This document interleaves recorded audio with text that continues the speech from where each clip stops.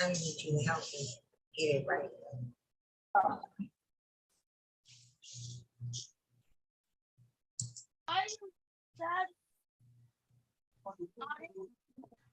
The meeting is now streaming live on YouTube. Be right now. The meeting is now streaming live on YouTube. Oh, right.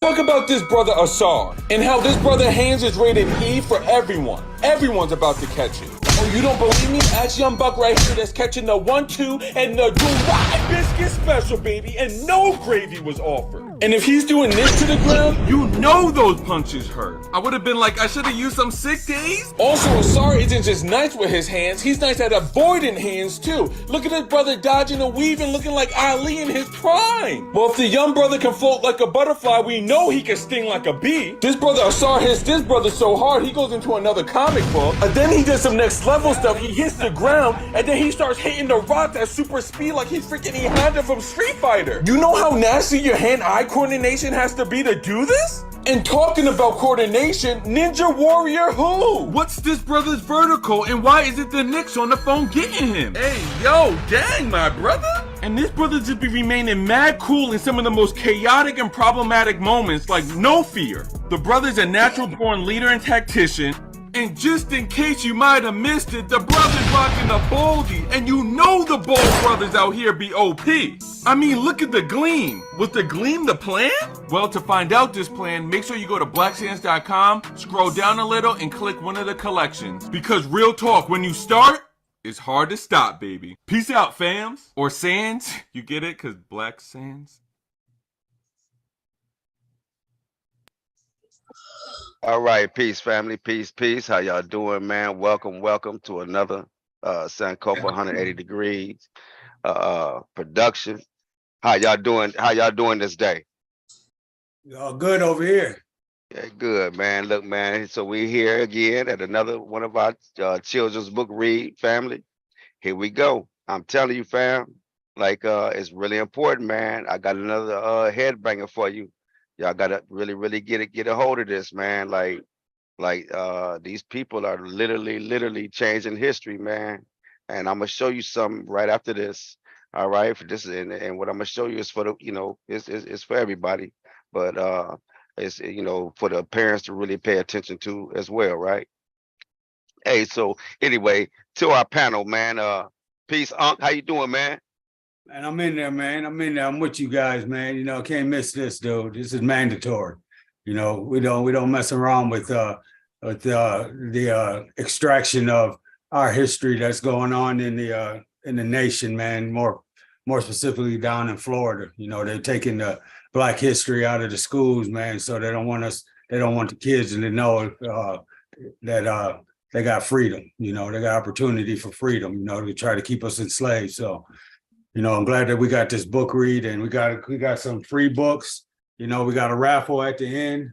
I got a couple free books here. Jamie got a grip, so pay attention. And then the winner of the raffle will get a free book mailed to you. And all we ask is that you read it and then come back and read it on next month's children's book read. Got that? Got all the kids understand that? Yeah. Everybody, okay. Okay. Bet. Okay. Hey, Nico. All right. Nico. Make sure when you read, because you read real good, man, that you look into the camera and that you talk clear and show the pictures like you usually do real good, all right?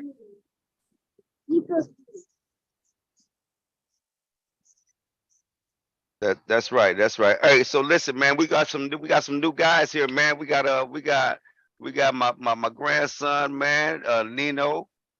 Peace, Nino. Say hi to everybody, Nino. Hi. All right, man. That's my baby boy right there, man. And then we got Gigi over there. Show Gigi. Where the baby? There she go. Hey, baby. Tell her we said hi. Hey, hey, baby. Hey, that's my grandbaby right there. What's up, All right. Gigi? Yay. That's a star child right there. She ain't even playing. Hey, That's right. Gigi, much love to you, baby girl. That's okay.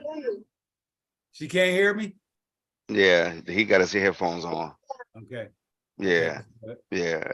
Okay, and then we got KW, man. What's going on, KW? How you doing, baby boy?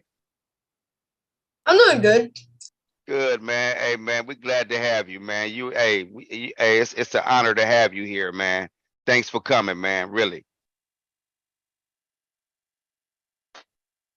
All right. And Isaiah, how you doing, man? Peace to you, man. Peace to you. Yeah, what's going on with you? Hey, Isaiah, put your camera on, King. Let me see you, boy.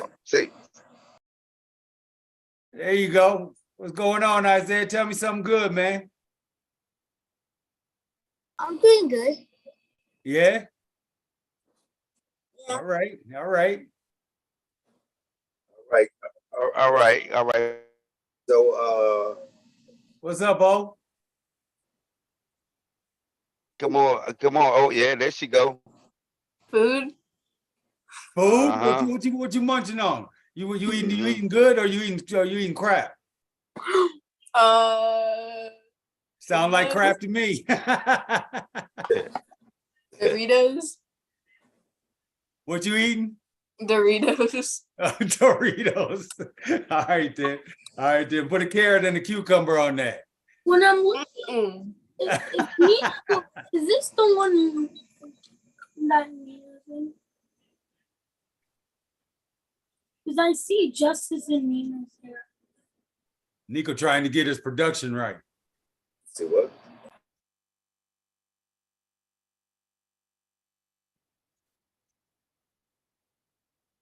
What's good with it, Gerald? You want to introduce yourself on the live? Oh, power, love, peace to the people. Sankofa 180 audience, brother Gerald from Houston. Here with the family again. Happy to be with the next generation, dealing with this book reading. Just being here amongst the family, being here amongst the youth, it rejuvenates me. You know, so happy to be here with KW, with Nico, with Isaiah, with Oriana, and Nino Brown. All right. We're about to get it in. We're about to have a good reading. I can tell that they're anxious, so we got to go and get started with them because usually they only got a certain amount of attention span. They're not like us. So if we don't hit it hot when they're there, we'll lose them. But I'm happy to be here, and let's get it rolling because they here, they ready to participate. And the longer we take, they're gonna be out of there in a minute. That's right. That's right. Let's get Jen in real quick. All right. Let's get Jen in real quick. All right. Peace. What's up, Jen?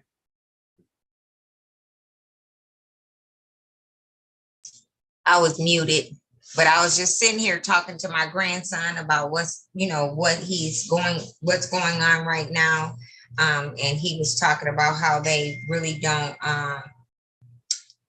teach too much Black history in school. You don't want me to say, he don't want me. Okay, so we're not even going to talk about that. No, hold up. I never said that. Well, what did you say? You know what? Whatever. KW. Just say it. KW, we gonna get into that because we gonna ask you after this reading. We gonna find out what you do know. So if they teaching it or not teaching, we gonna find out. Right. So you don't have to be scared to speak. So That's right. I didn't say you was scared, but you just not speaking. You gotta speak, baby. Whatever you. He's doing good. He's doing real good, man. We gonna get him.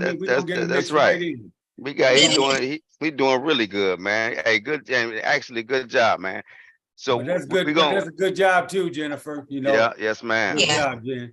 Let me see. But Okay, so he, listen. Go ahead. Go ahead. no, never mind. Just go ahead. No, you good? No, I was just gonna say, like he's a literal scholar in school. Like this little man right here has worked higher grades than he's supposed to be in. He's been going up a grade, 2 grades, you know. But the thing of it is that there's no Black history really taught in school. Right. Right. Right. Well, we're here in the right place. So what we're gonna do is I'm gonna switch the screen and it's gonna be showing just the speaker only really. So everybody please mute their mics and except for Nico. And Nico, you unmute your mic and we can rock and roll. Yeah, and if any of the kids have any questions, pay attention to the reading. So, because we're gonna talk about it afterwards.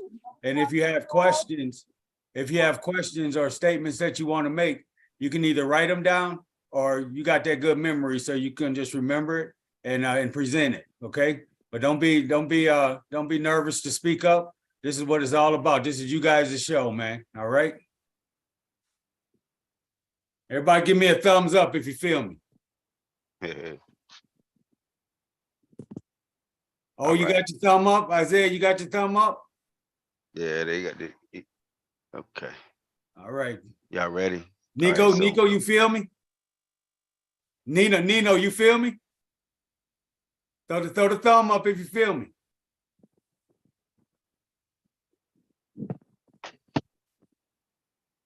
Yep. Well, you feel can't be me. doing that now. You trying to balance it, do it on it. Well, then come here. You just come on, scoot. Just Yeah, let him get his hold production. on for a second, fam. Yeah, let him get his production together, man.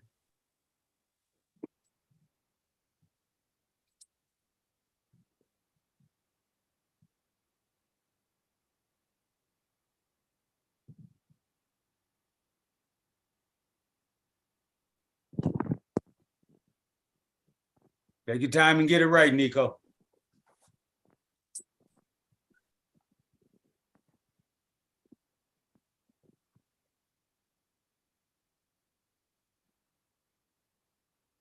You know what you can do, man? You can cut you a potato, cut you a little wedge in a potato, set the potato there, flatten it out at the bottom, cut a wedge in it, put the potato in there, put a little piece of napkin in there so your phone don't get wet, and then it'll sit right there just proper.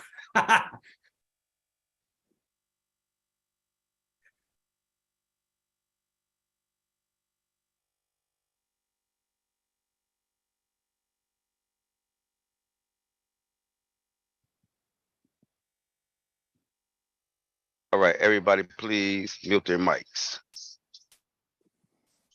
All right, go ahead.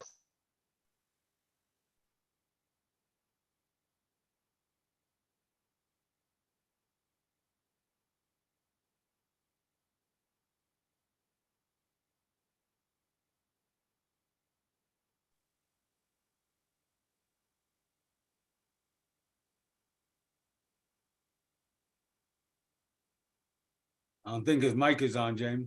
Looks like it is. I just can't, we can't hear him.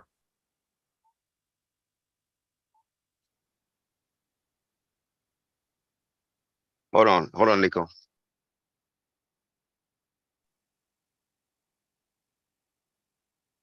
We can't hear you, Nico.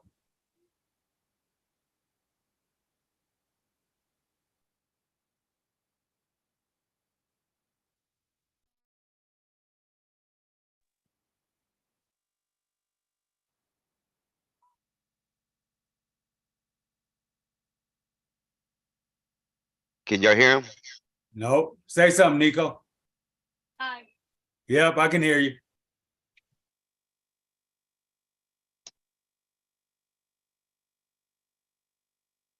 The principle of harmony. A life is essentially one to another. I will. Hold on just a second.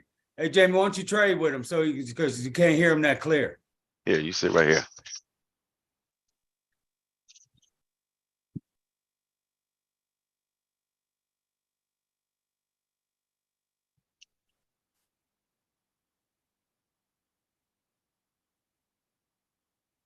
I this always makes the right decisions and be in a will with what is good for myself, my family, and the world. Show him the picture of it. We can't see it, Jamie. Oh, I think We can't see him or the picture. Oh Okay. yeah, Well, there we go. you can see him. Yeah, there we go. Yep. Yeah, we could probably see the picture too if he's holding it. So either way, because he's on the screen now. So just start over real quick. life is a one to another. I will Strive. strive. It always makes the right decisions and be in rhythm with what is good for myself, my family, and the world.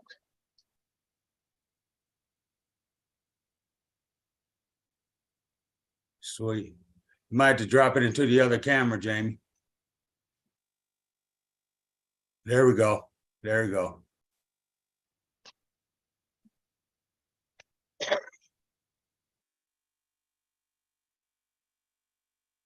Take a look around and watch the world dance. Every emotion, every breath, and every being complement each other. This is harmony.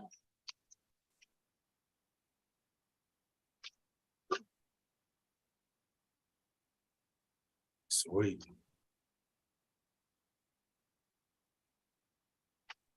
Can everybody hear me? Yep. Jamie, Yeah, you don't have two of those books, do you? yeah. Harmony teaches us No, I don't. No, okay. My bad. ourselves. Start all over. Start from there. Harmony teaches us to. Harmony teaches us the beauty of being ourselves.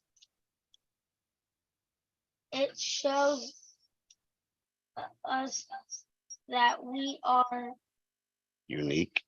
unique and give us Strength. strength Beyond beyond our imagination. imagination.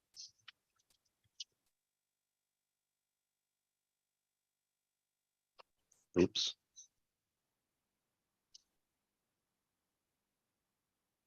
Don't worry about it. Don't worry about it. Don't worry about it.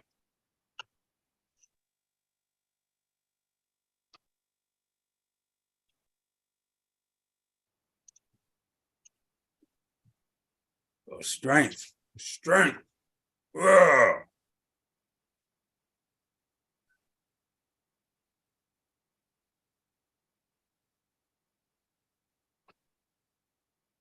From the plants, the and the trees to the air and the sky, from people and the and animals to the sun and the moon.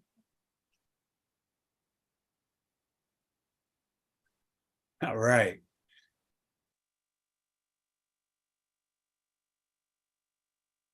Sweet.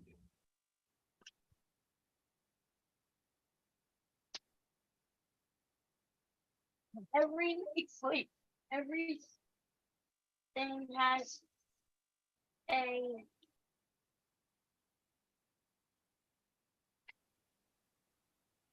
Purpose. purpose and a role to play. As you do your part and as I do mine, the world will continue to dance in harmony. Let me see. She got to show you.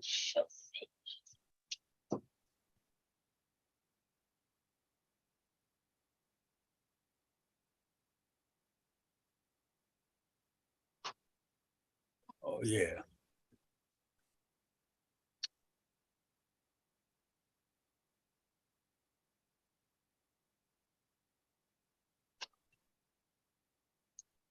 Thousands of years ago, as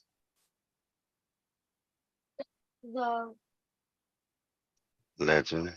legend states, Ma'at gave the world a Simple guide. simple guide to uh, Remind. remind us of what matters the most. Ma'at rum, rums Reminds. reminds us that we are there Here. here to be the best we can possibly be. But I think we had. Did we show the stage behind it?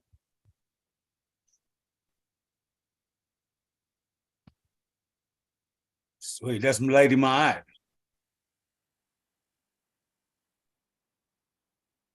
That's That's right. me. That's me. But he has hands.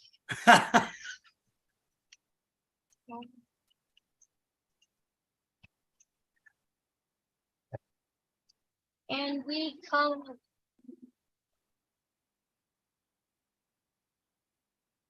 Achieve. achieve everything our heart desires by staying truthful to who we are. Whether we are happy or sad, we should never stop believing in the height we can reach.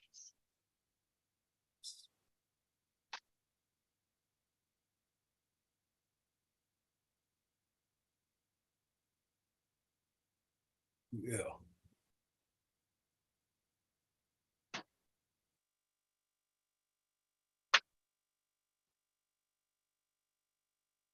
Alone Wow. Purpose. purpose to be your Guide. guide, and you will see the beauty of harmony in the things you do. We are all a piece of one giant puzzle.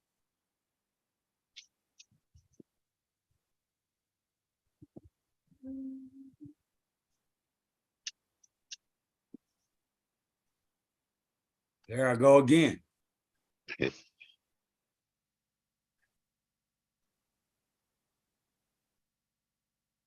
Our ancestors laid Laid. out the perfect map with principles to help us navigate through this giant world. Let's always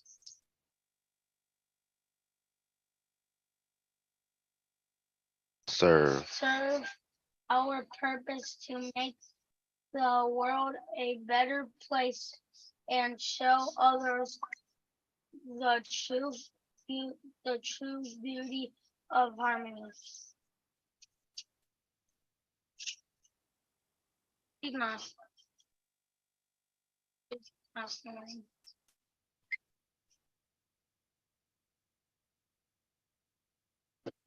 Sweet. Take a look around and watch the world dance.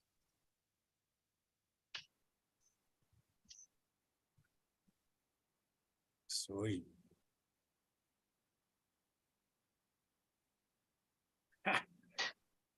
Good job, babe. Come on. Is that it? That's it. Good job, man. Good job. So I got one I got one question, and and the kids can answer it a little later. Think about it first. Somebody else will ask you some questions after I ask this one. Well, think about my question, and you can get back to that one later. All right. So it said that we're gonna do the best that we can to stay in harmony. And what are some of the goals that you wanna reach? So each one of you think of the goals that you want to reach. And what do you have to do the best you can to reach it? Okay. So don't answer that yet. Let somebody else ask you a question. I'm gonna let that marinate some. Okay. Okay, so I want to know, what is harmony? What is harmony? He teaches us to be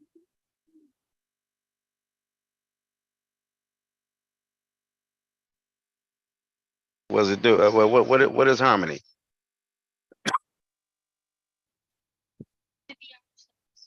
Be ourselves. Okay, yeah. What What is it too?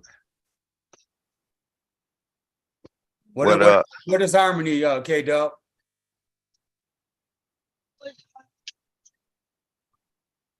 No, he's talking to K Dub.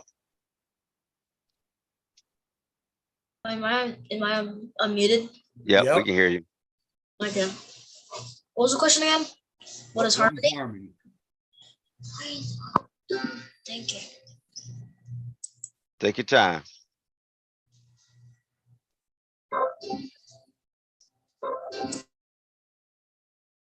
You muted yourself again. Unmute yourself, baby boy. That was weird. There you go. So that was weird. What is your description of harmony?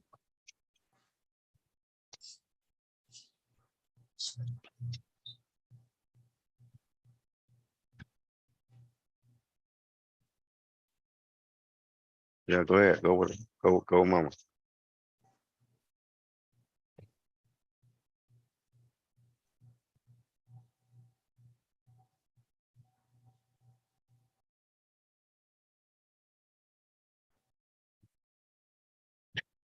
You're putting in work. Give them time. Yeah, You're putting in take work. your time. Take your time, baby boy. You got time.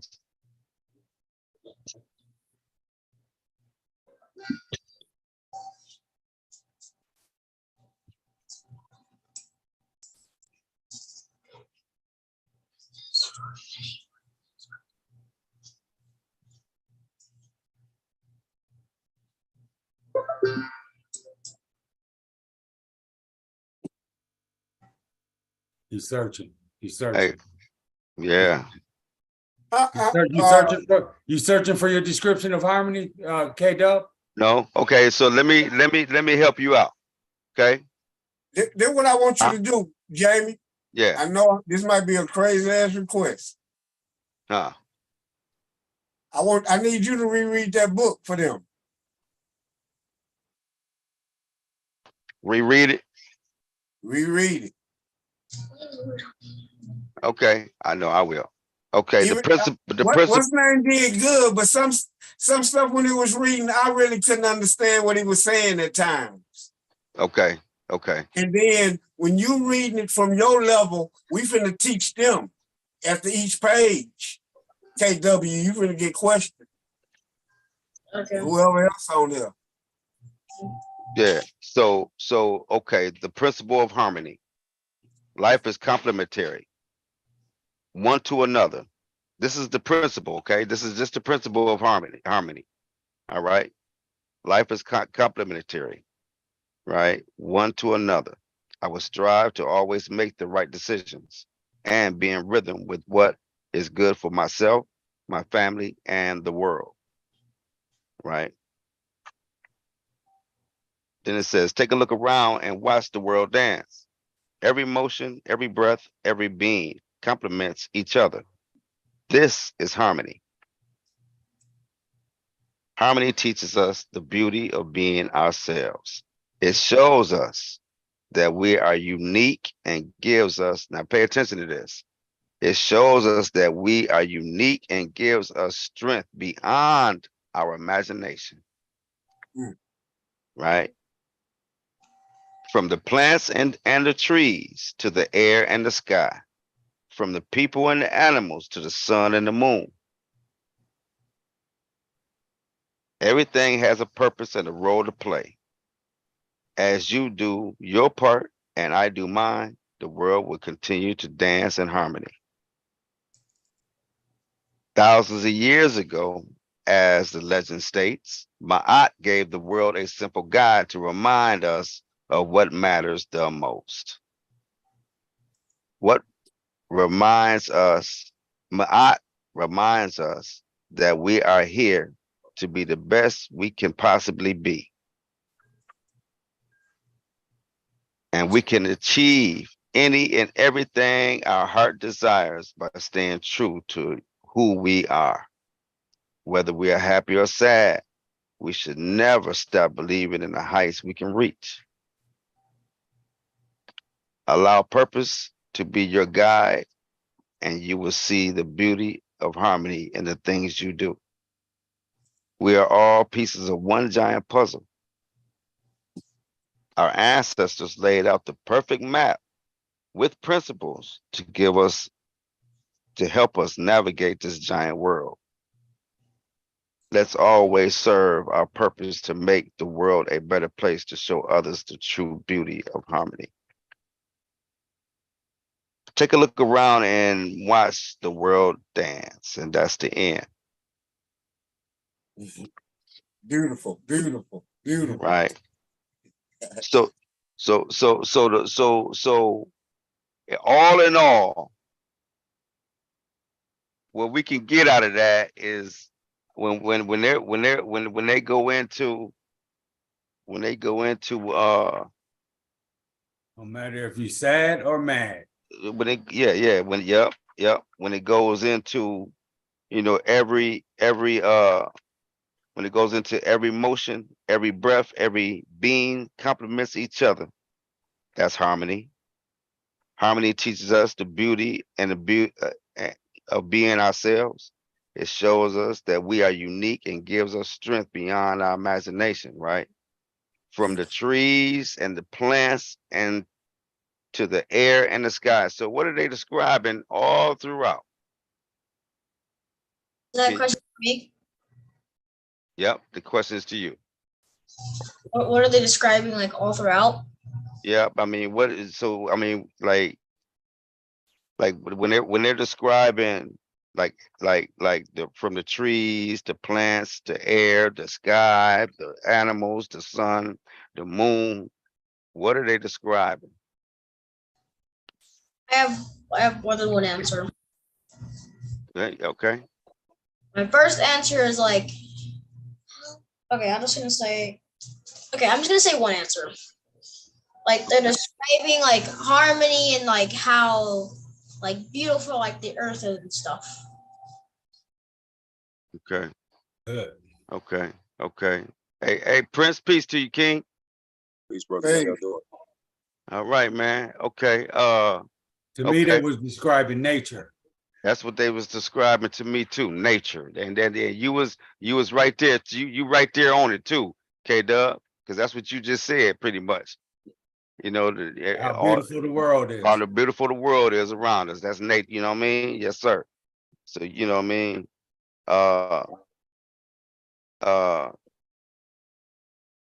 So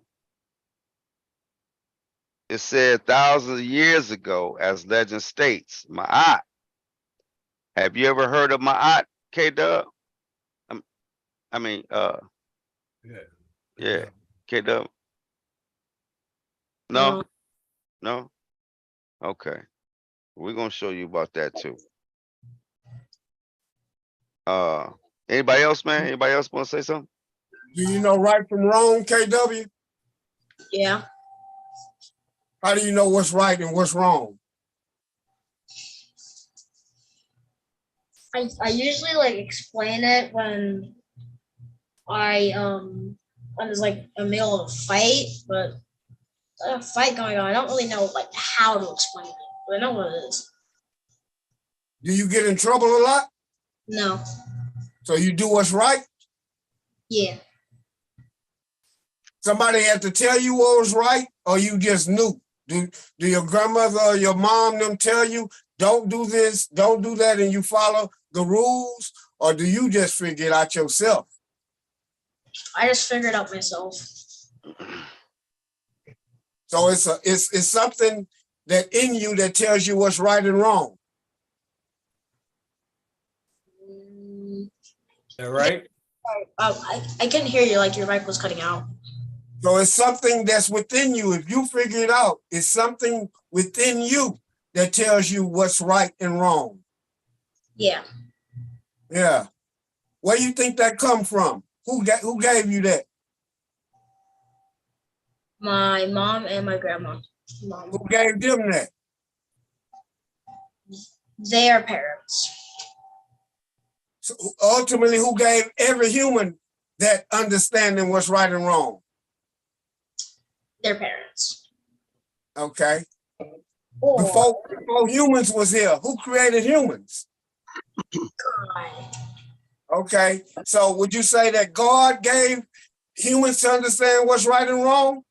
Yeah. That what we call that? We say that's my yacht.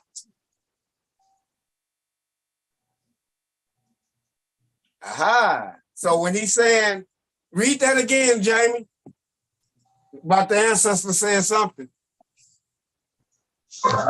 Okay. You want that part? Let me see. The ancestors.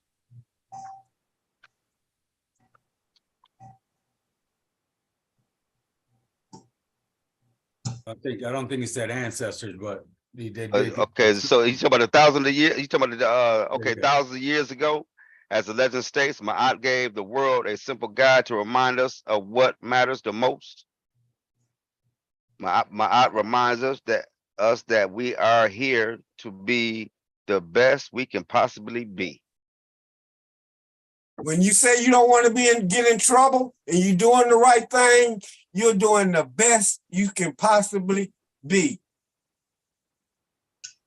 When you was talking about your grandmother and your mama knew something, our ancestors was doing this thousands of years ago. We always was trying to be the best that we could possibly be. We call that Mayat, being the best. And one of Mayat principles is harmony. Everything has a purpose. What's the harmony between you and your mother? You are the what and she is the what? Mic keeps on coming. Your mic keeps on cutting out. What is the harmony between you and your mother and your parents? Your mother is what and you are what?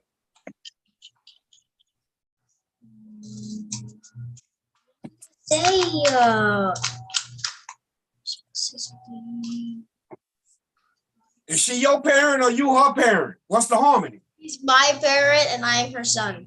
That's right. Right. Do you tell her what to do? No, she tells me what to do. That would be disharmony if you told your mama what to do because she's the parent. Yeah. Yeah, you understand the harmony. That's the harmony between you, your mom, and your grandmother. You don't tell them what to do. It's a harmony between that. And if you don't listen to them, there's going to be some problems, won't it? Right. That's right. I give it back to you. Let me ask. Go ahead, Let me ask a question. You got a pen and a paper? You got a pen and a paper, K-Dub? Ask your grandma for a pen and a paper, please. Okay. Let's get those 7 principles on them. Okay, and then let's do the spin, man, and then let him go, man. Yeah. Right. You know what I mean? We gotta let him go. Right. Right. I just wanted to put something on paper though, and answer my question about the goals. Right. Yeah. Yes, sir. Yeah, because I see you, Prince. So that's you, Prince? That's you? Yeah, man, it's coming. It's about to come. Huh? Winds picking up and everything. Look at the tree. Yeah, man, y'all got a storm coming, man. got close to his house, and I'm like right up here with him, bro. Hey, you can almost touch the clouds, can't you? Yeah, it looked like it. Ooh, they came so fast. You looking good, baby boy. I appreciate it. What's going on, y'all? Hey, I got moved in and everything. Good, man. Good. Good. We Yeah, proud we're of you, King. What so how'd it go, man? I mean, everything worked out then. Everything worked out good. Hey, Jen, you got a piece? You got a pen and a paper he can use? Anywhere else in the world.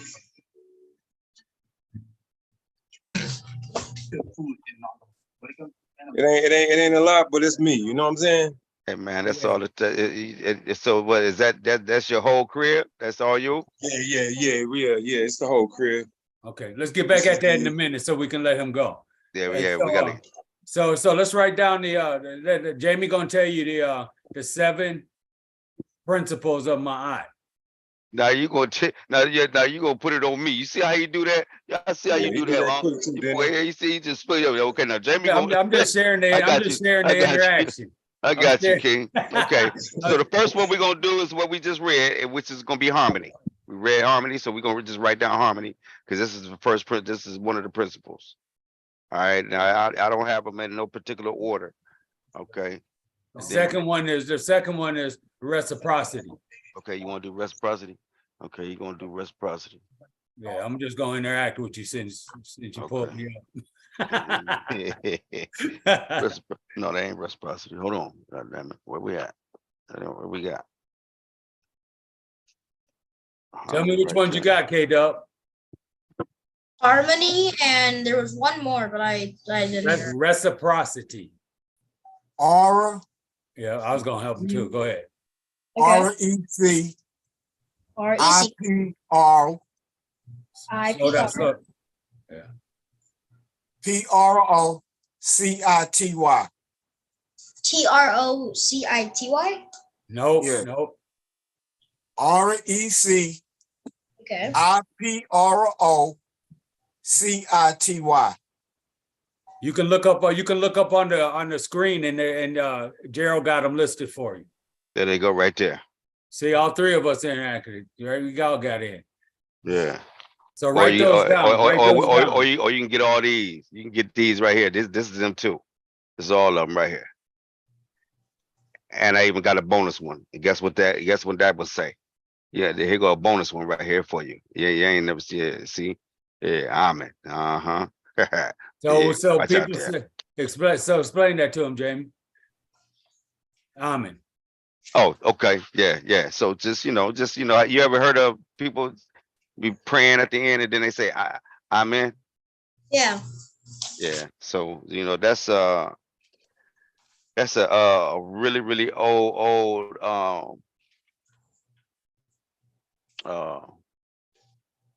Nature. Yeah, I know you're trying to deity, man. It's a like a for right now we use God. We use it's just a different God. It's okay. He was a really high. We call them natures, which is nature. So we just say he was a high nature. Okay. We'll get into that later. But what we're gonna do is this. Hold on. Let's make sure he got them all written down first. Yeah, you got them? Did you get them? No, not all of them. You didn't? Which ones did you get? First one, of course, is harmony. Okay. The second one, Reciprocity. reciprocity. Yep, that's it. Do you got that spelling right? Yes, I'm pretty sure. Spell it. REC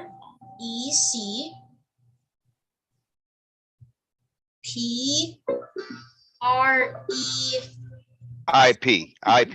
You got to put an I in there. Got to put the I. What do you say? IP. PRI. PRI. Oh, PRI. Okay. And then city. City. So pronounce that. Okay.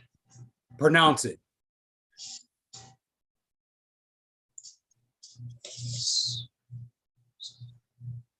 Reciprocity. Reciprocity. Oh, Okay, say it. should I like pronounce it in like syllables or just like the No, whole if you word? just pronounce it the way you want to. Although this thing is annoying. Okay. What just happened? No, you're good. You're good. Okay, hold on. There you You're go. good. I just Say the want word. I Say just, the I just word. want you. Yeah, I just want you to pronounce reciprocity. I just said it. Say it again.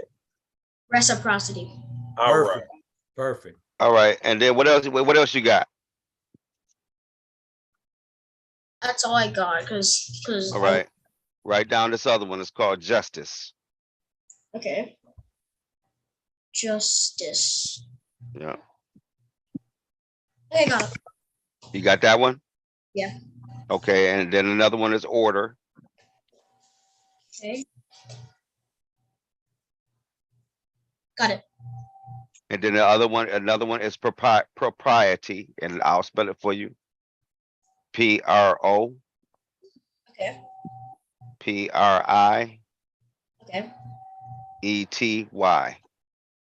Okay. Well, pronounce that one. Propriety. Good Correct. job. Yeah, yeah, oh, my bad. And then we got balance. Balance. Okay. And the last one is truth. Truth. Truth. Yeah.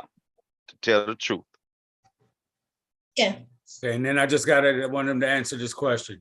So K-Dub, during the week, you look up those definitions, okay? Okay. Okay, so that you understand what those words are. And then you can come back you can come back anytime. You can say, Grandma, can we get online and talk to them so we can talk about this, right? And then we can talk to you about how that fits in the order of Ma'at, okay?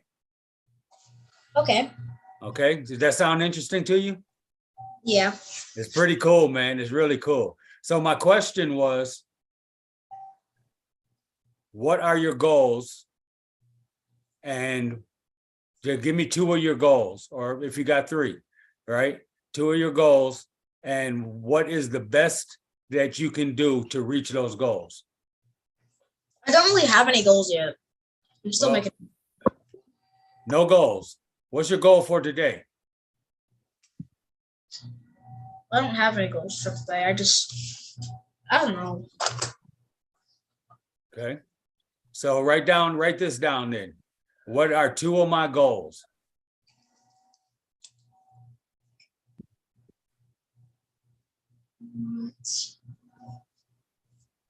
Okay. And what is the best I can do to reach them? And what are the best What is the best that I can do to reach those 2 goals? Okay.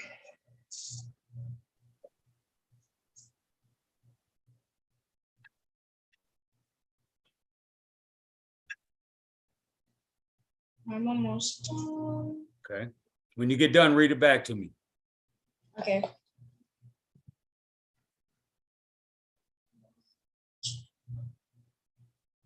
And what is or are? Either one. I would say are because is would be a plural, and are is is would be a singular, and plural would be are. ARE. And the best. Anyway, so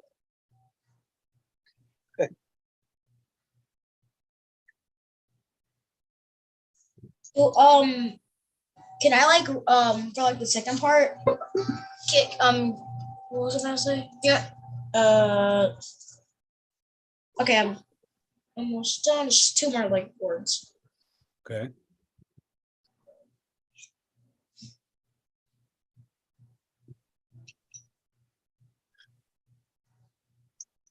Okay, done. Okay, to read that to me. What are two of my goals and what are the best ways I can reach them? Good, good. You put them in your own words. That's good. I like that. Okay. So sometime during the week, you can call us back. You can ask grandma to get us online and share that with us. All right. Two of my goals is to eat healthy. And the best that I can do with that goal is to take my herbs and get exercise and to make sure that I don't eat too many sweets. My favorite, I think it's like a fruit. Yeah, is watermelon slices. They're so good. They're really good for you too. Do you eat the seeds? No. The seeds are really good for you. So you can look up watermelon seeds, the health benefits of watermelon seeds. I just eat it all. All right. I think we still have like what? Say that again. Nothing. It's just the wheel. The wheel? Yeah. Okay. Names. Yep. These are the people that have been on before. No, y'all go ahead and finish. I'm just getting it, trying to get this stuff ready. Is there any more? We got any more names to add? No. I think that's good. Yeah. What about we got any names to add, Gerald? I'm good. Hey, Prince, we got any names to add? Yeah, Prince. No, you don't get. Yeah.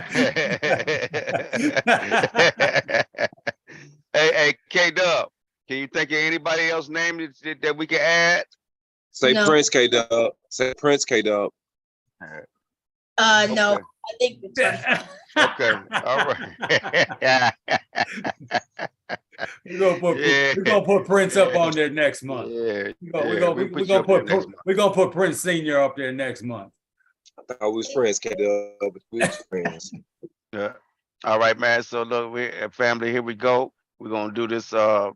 This is the I mean, anybody wanna add anybody into the want to add anybody in? Oh, I know. Let me know, and I'm gonna put the link. Yeah, somebody wants to get in. Put come on in the chat. Hey, Dub got somebody he wants to add. Okay, we're gonna add them too. All right, we're gonna add them. Anybody? Let me see here, man. Anybody? Okay, K-Dub, who you want me to add, King? My sister, which is Kylan. Okay. Kylen. Kyl what? En. En. Okay, we're gonna put it. Okay, bang, bang, bang, bang. Look at that. Okay. Jamie learning all kind of computer business. Look at that. You see how I did that, man? Yeah, I see that, man. With the quickness too. Kind of smooth with it too. Wow. Watch out there now, boy. Hey, you might well put Prince up on there, man. Put Prince on there. So. Maybe I was about to say put Lilprince.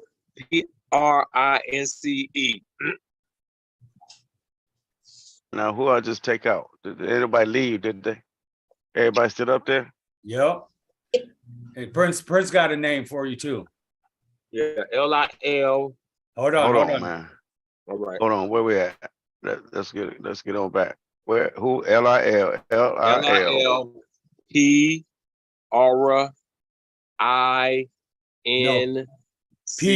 PR, Jamie. Huh? Is it E or P? What? It's PR. Okay, hold on. Instead of the E. PR. Yeah. INCE. Yeah, okay. Here we go with this bullshit. Here, boy. I love how he spelled it out though, Ark. He spelled that so much out there, baby. Here we go with this again. God damn. It's all good. It's all All good. right, man. Hey, so What, here you we got go, new baby man. prints? You got new baby I got it. prints? Yeah, he do. He do. I got Got it. one. It's coming. It's Hey, on the listen, way. it's coming. Hey, It's been coming since I joined the group, hell. it's coming. It's coming. Hey, listen, man. So here we go, fam. Anybody in on YouTube, anybody want to put your kids in here, man? I'm telling you, win a free book. This is how you get the free book right here, mailed directly to you, free of charge. They ain't gonna cost you nothing. All you gotta do is put the kid's name in here, man. We're gonna mail them a nice book, good books. You know what I'm saying? We got books for all ages. Come on in. Anyway, here we go, fam. Spinning the wheel. Here we go. It's spinning. Here you go. Here you go. Here we go. Oh, look at this, Lord. Look at this here, boy. Spin Look it at again. this Spin it here. again. I Look at got my this here, book, man. baby. Look at I this got here, my man. book. Spin it again. Yeah. Yeah, Man, you Jay. can't. Gerald, you see I got my book. King Gerald, you see I got my book. Don't leave, Gerald. Don't walk away. I see you No. win. Already, you baby. win. You gotta give me my Hey, book, we'll give it to Wait, Jamie, we'll give it to K Dub. Oh, it's who is that? That's Oriana. All right, Oriana won. Okay. Oriana won. Yeah, All right, Oriana Oriana. Yeah, Oriana won. All right. Okay. Okay. All right. Anyway, man. Hey, K Dub. I'm so glad that you showed up, King. Hey, you are more than welcome to come in at any time. We love having you here. Hey, man, and we had a lot of fun with you, man, and we hope that you have fun, man. And we didn't mean to keep you as long as we did, but hey, it's really gonna be worth it if you stay with us, because you know what'll happen is you'll get a lot better, man, when it comes to school, when it comes to especially knowing the history, our history, right? And that's what we're about, man. We trying to show people the history, our history. And the book that you read is just a principle comes out of our culture, right? Do you know what culture is? It's okay if you don't. It's okay if you don't. If you don't know, that's okay. Culture is just our way of life, our way of doing things. Some cultures, we can get into a different, we get into it some other time, but I don't want to hold you any longer. I just wanted to. Let me just throw this at him. What was you saying, K Dub? When people practice like their own like cultures, like their own like religions and stuff. When people like it, so. That's part of it. Yes, sir. Part of it, no doubt. So That's part of K it. Dub, do you know what he means when we're talking about our people? No. So we're talking about our skin folk, our black people, all right? We're talking about our black people, our ancient African Nile Valley culture. That's where all civilization started from. That's where the first people came from. That's where the first thoughts came from. All that good stuff. The Nile Valley African culture, ancient African culture. So when we talk about our people, we're talking about our people, the people that look like us. That's why you seen Black Sands, the anime, right? Yeah. Yeah, and they're talking about Asar, and he's beating up all those people, right? So that's good history, man. So when you come back with that information, you don't mind coming back with that information that you wrote down? No, I don't mind. Okay, and then you can think of something that you want to teach us from our African culture, okay? Deal? Deal. Okay, do you like teaching? Yeah, deal. Okay, so you get to teach us something, okay? You get to teach us something. That's right. Shake their hand. Deal. He said My deal. man. He said deal. Hey, that's a deal.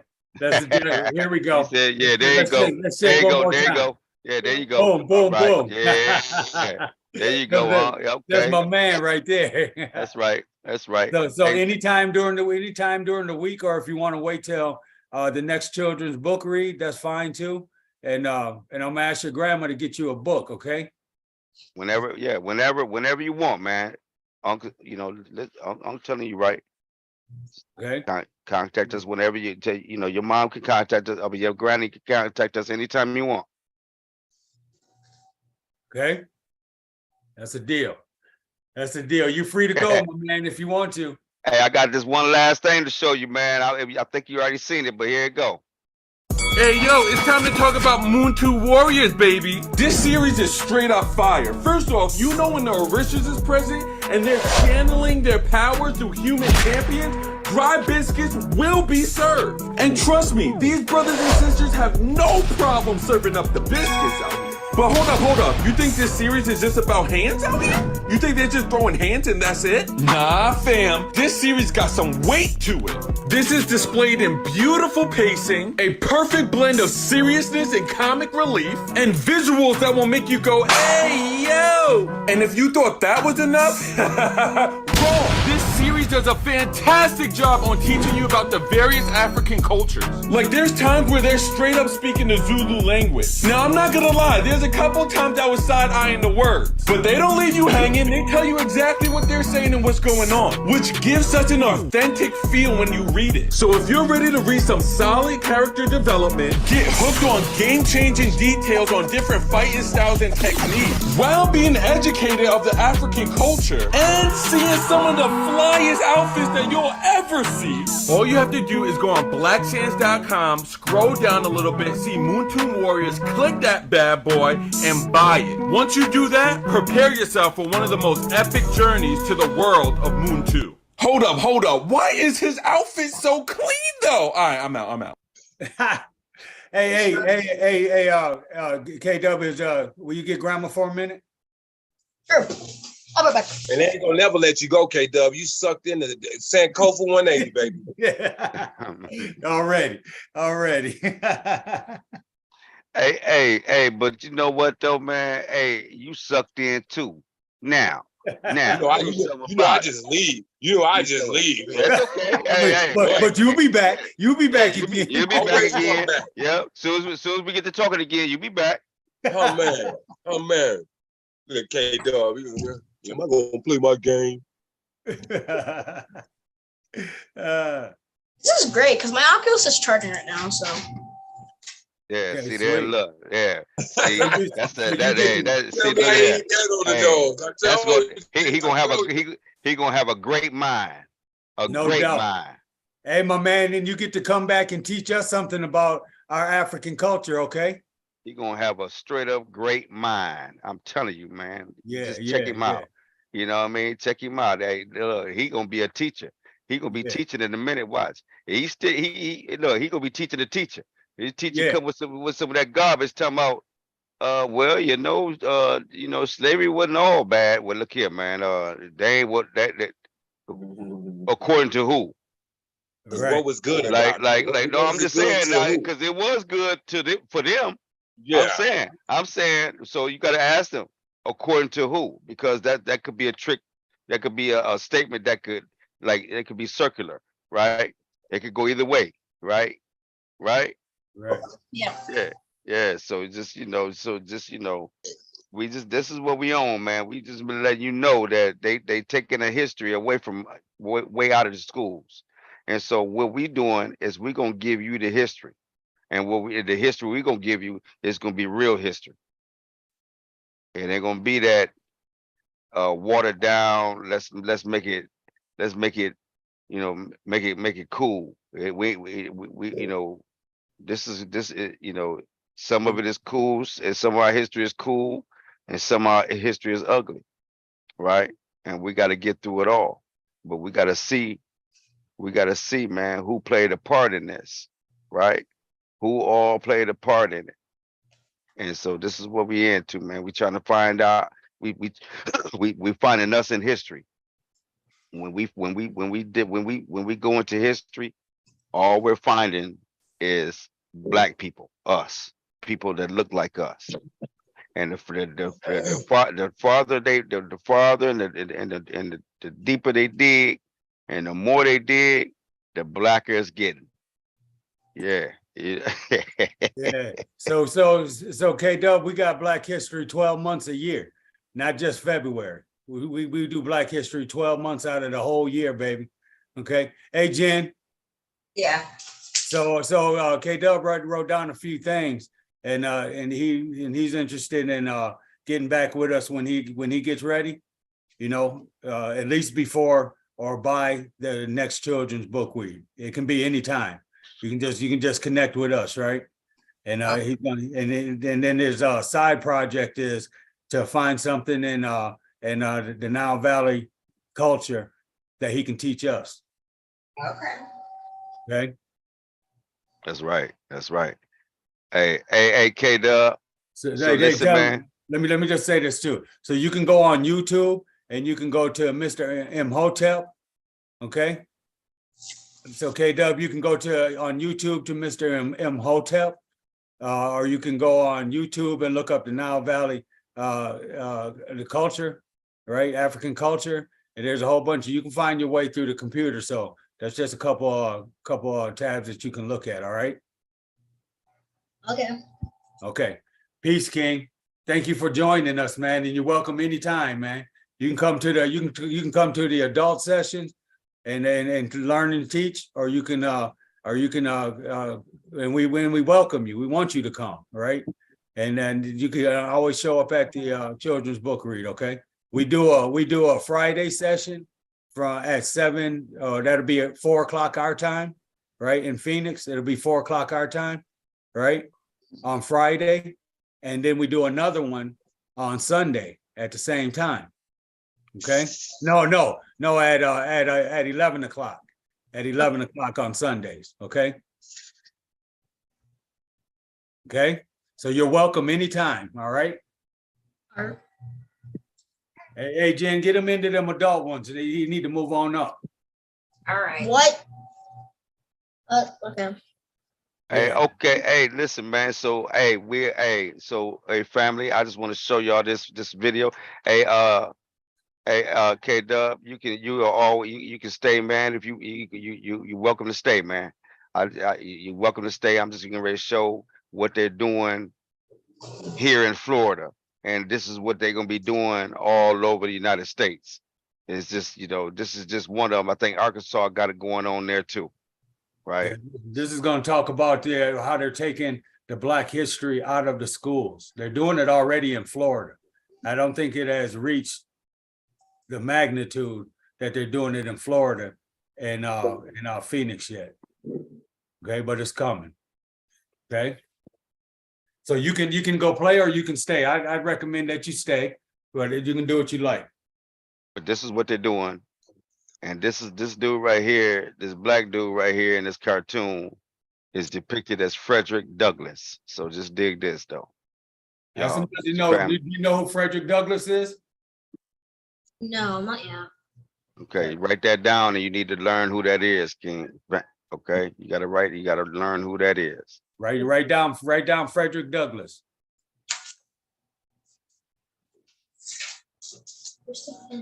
So he after this video, then we gonna get off. Okay, yeah, no worries. Yeah, this is it's only 11 minutes. Okay. But it's really important though. It's really important. It's another thing that family, you just gonna have to really pay attention, man. Like it's just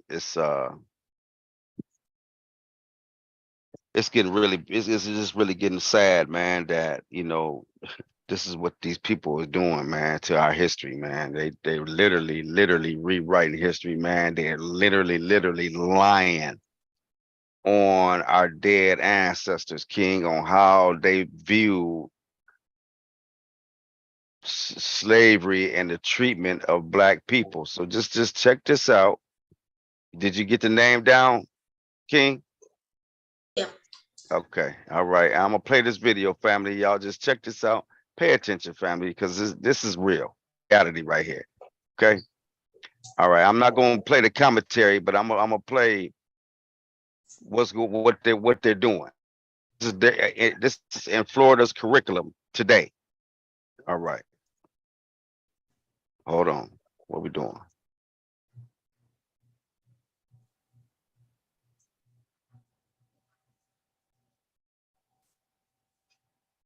Wants you to believe that the state of Florida wants you to believe that anti-slavery abolitionist Frederick Douglass was in fact an Uncle Tom. Let me first go to the video and I will give you significant background. Here it is. Children, our founding fathers knew that slavery was evil and wrong, and they knew that it would do terrible harm to the nation. They wanted it to end, but their first priority was getting all 13 colonies to unite as one country. The southern colonies were dependent on slave labor, and they wouldn't have joined a union that had banned it. Are you okay with that? I'm certainly not okay with slavery, but the founding fathers made a compromise to achieve something great, the making of the United States. It was America that began the conversation to end it. But Leo is correct that big problems need to be approached very carefully. Have you kids heard of William Lloyd Garrison? No. Nope. He's an abolitionist like me, and he and I used to be friends, but we aren't any longer. We don't agree how to solve problems. William refuses all compromises, demands immediate change, and if he doesn't get what he wants, he likes to set things on fire. Sounds familiar. Sounds like you know the type. Yeah, we've got that type in our time. So, you're trying to work for change inside of the American system. Precisely, Layla. Our system is wonderful. This is insane. Woo. This is extreme. And this is the state of Florida. Florida schools have adopted curriculum from PragerU. Let me give you some background and insight, all right? What to the American slave is your 4th of July? I answer, Douglass said, a day that reveals to him more than all other days in the year the gross injustice and cruelty to which he is the constant victim. To him, your celebration is a sham, your boasted liberty an unholy license, your national greatness swelling vanity, your sounds of rejoicing are empty and heartless. Your denunciations of tyrants, brass-fronted impudence, your shouts of liberty and equality, hollow mockery. Your prayers and hymns, your sermons and thanksgivings, with all your religious parade and solemnity, are to him mere bombast, fraud, deception, impiety, and hypocrisy. A thin veil to cover up crimes which would disgrace a nation of savages.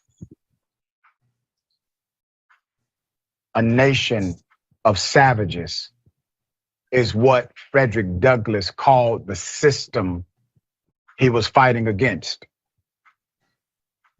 He did not say, it is better to compromise for the greater good of America. He called America a nation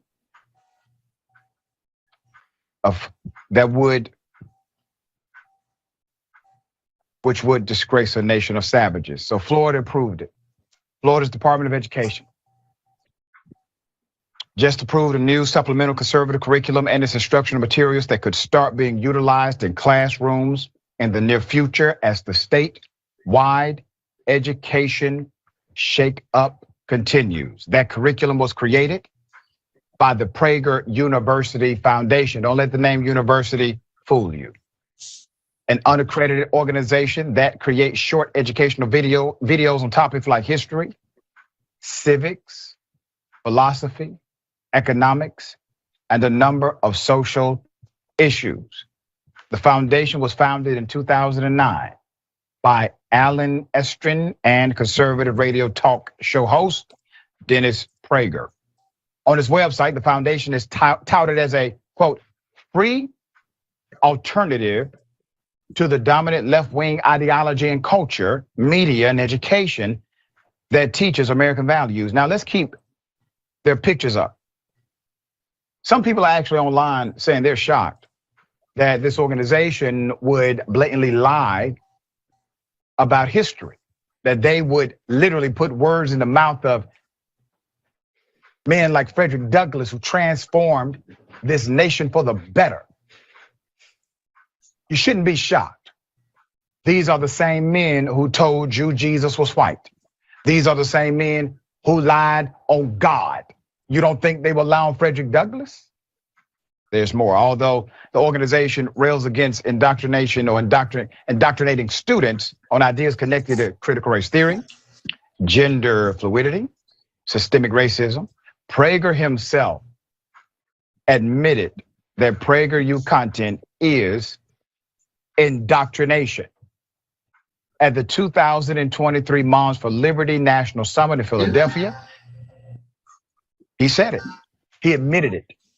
Prager once claimed falsely and without evidence that Black students commit the overwhelming majority of on-campus hate crimes, and that if any racist and or anti-Black graffiti is found on campuses, it was Black kids that did it as a race hoax. There's more. Prager also appears to be very upset that white people can't use anti-Black racial slurs anymore. Quote, how many names have Blacks gone through in my lifetime? What was wrong with Negro? What was wrong with colored? None of them. There's no problem with any of them.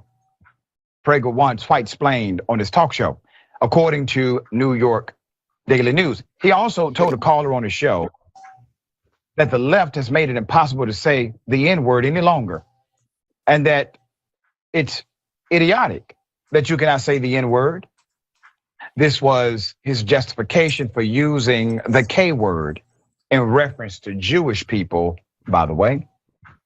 The Florida Department of Education reviewed PragerU kids and determined that the material aligns to Florida's revised civics and government standards. PragerU kids is no different than many other resources which can be used as supplemental materials in Florida schools at district discretion. A spokesperson for the agency told the national news outlet The Hill recently Florida approved Black history standards that would teach students that enslaved people personally benefited from slavery. Now, in all of this back and forth, from the lie about critical race theory being taught in K through 12 education, to the fallacy of rejecting African American studies as an advanced placement course, to the mandate that teachers have to teach that slaves benefited from slavery. Now PragerU getting the pass, getting the go ahead, getting the all clear in order to indoctrinate children to believe a lie. Here are the things you will not hear discussed. You will not hear facts, factual history, or truth in the context of these educational debates. This is always about indoctrination. And I said on day one right here in Indisputable, on day one, I say this critical race theory thing, that's a distraction. There is no critical race theory being taught.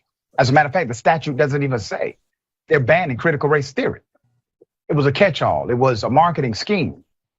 What they really wanted to do was ensure that they could indoctrinate students toward a lie, because they know those students are the future problem solvers of this country.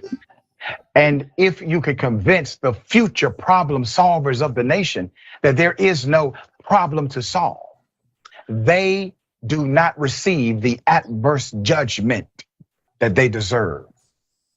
So here we are, once again, Florida. Ravonna, thoughts? That's good. What you think about that, K-Dub? I think it was good too. You thought that was good too? Yeah. Good. Hey, so I got a question. Hey, Gerald. See, Gerald, I think he doesn't go too, man. Y'all trying to let him go, or y'all just? Hey, Jay, he can stay, he can go, man. He is, we, you know, that's his choice. That's his choice. It's up to you, K-Dub, if you want to stay or go. I'm gonna go. Okay, King. Hey, man. Well, so listen, man. We really loved having you. And it was an honor that you showed, man. And we hope that you come back. Okay. We want you to come back, man. Please come back. I You are will. you are very, very, very important to this. Okay. All Okay. right. And next time you bring your sister with you. Okay. All right. Bring your sister with you, man. Make sure that she shows up, man. And if your mom, tell your mom, tell her I said she need to show up. Okay. And tell her I called her Moosh Moosh. Huh? Yeah, did you hear that? Did you hear that? Yeah. Okay. All right, King. I'm gonna let you go, man. You can go ahead and go, man. We love you, all right? All right. Peace and black power, young man. All right. Peace. Peace. Peace. Peace. Peace. That's what's up. Hey, so Gerald, you there?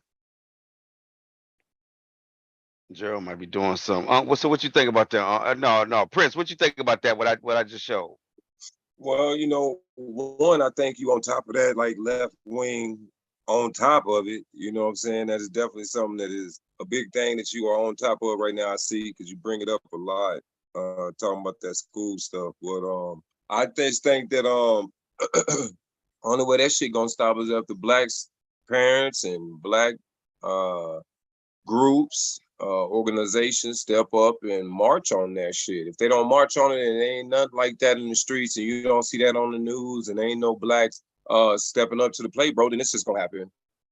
And that's just it right there. I'm gonna just tell you that right now. So it shouldn't even be approved. They should have already been marching on that. It should have been on the news how you got blacks upset about that right there. Even what's the names? What they call it, something you. I just think that's the biggest problem right there, man. We sit back. Hold on, man. You're breaking up. You're breaking up. You're breaking up. Stop. Start all over. Start over. Start from the PU. Hey, hold on. A ton of people stepping up Hey, to the Prince, plate, man. Prince, If it's not a lot of people.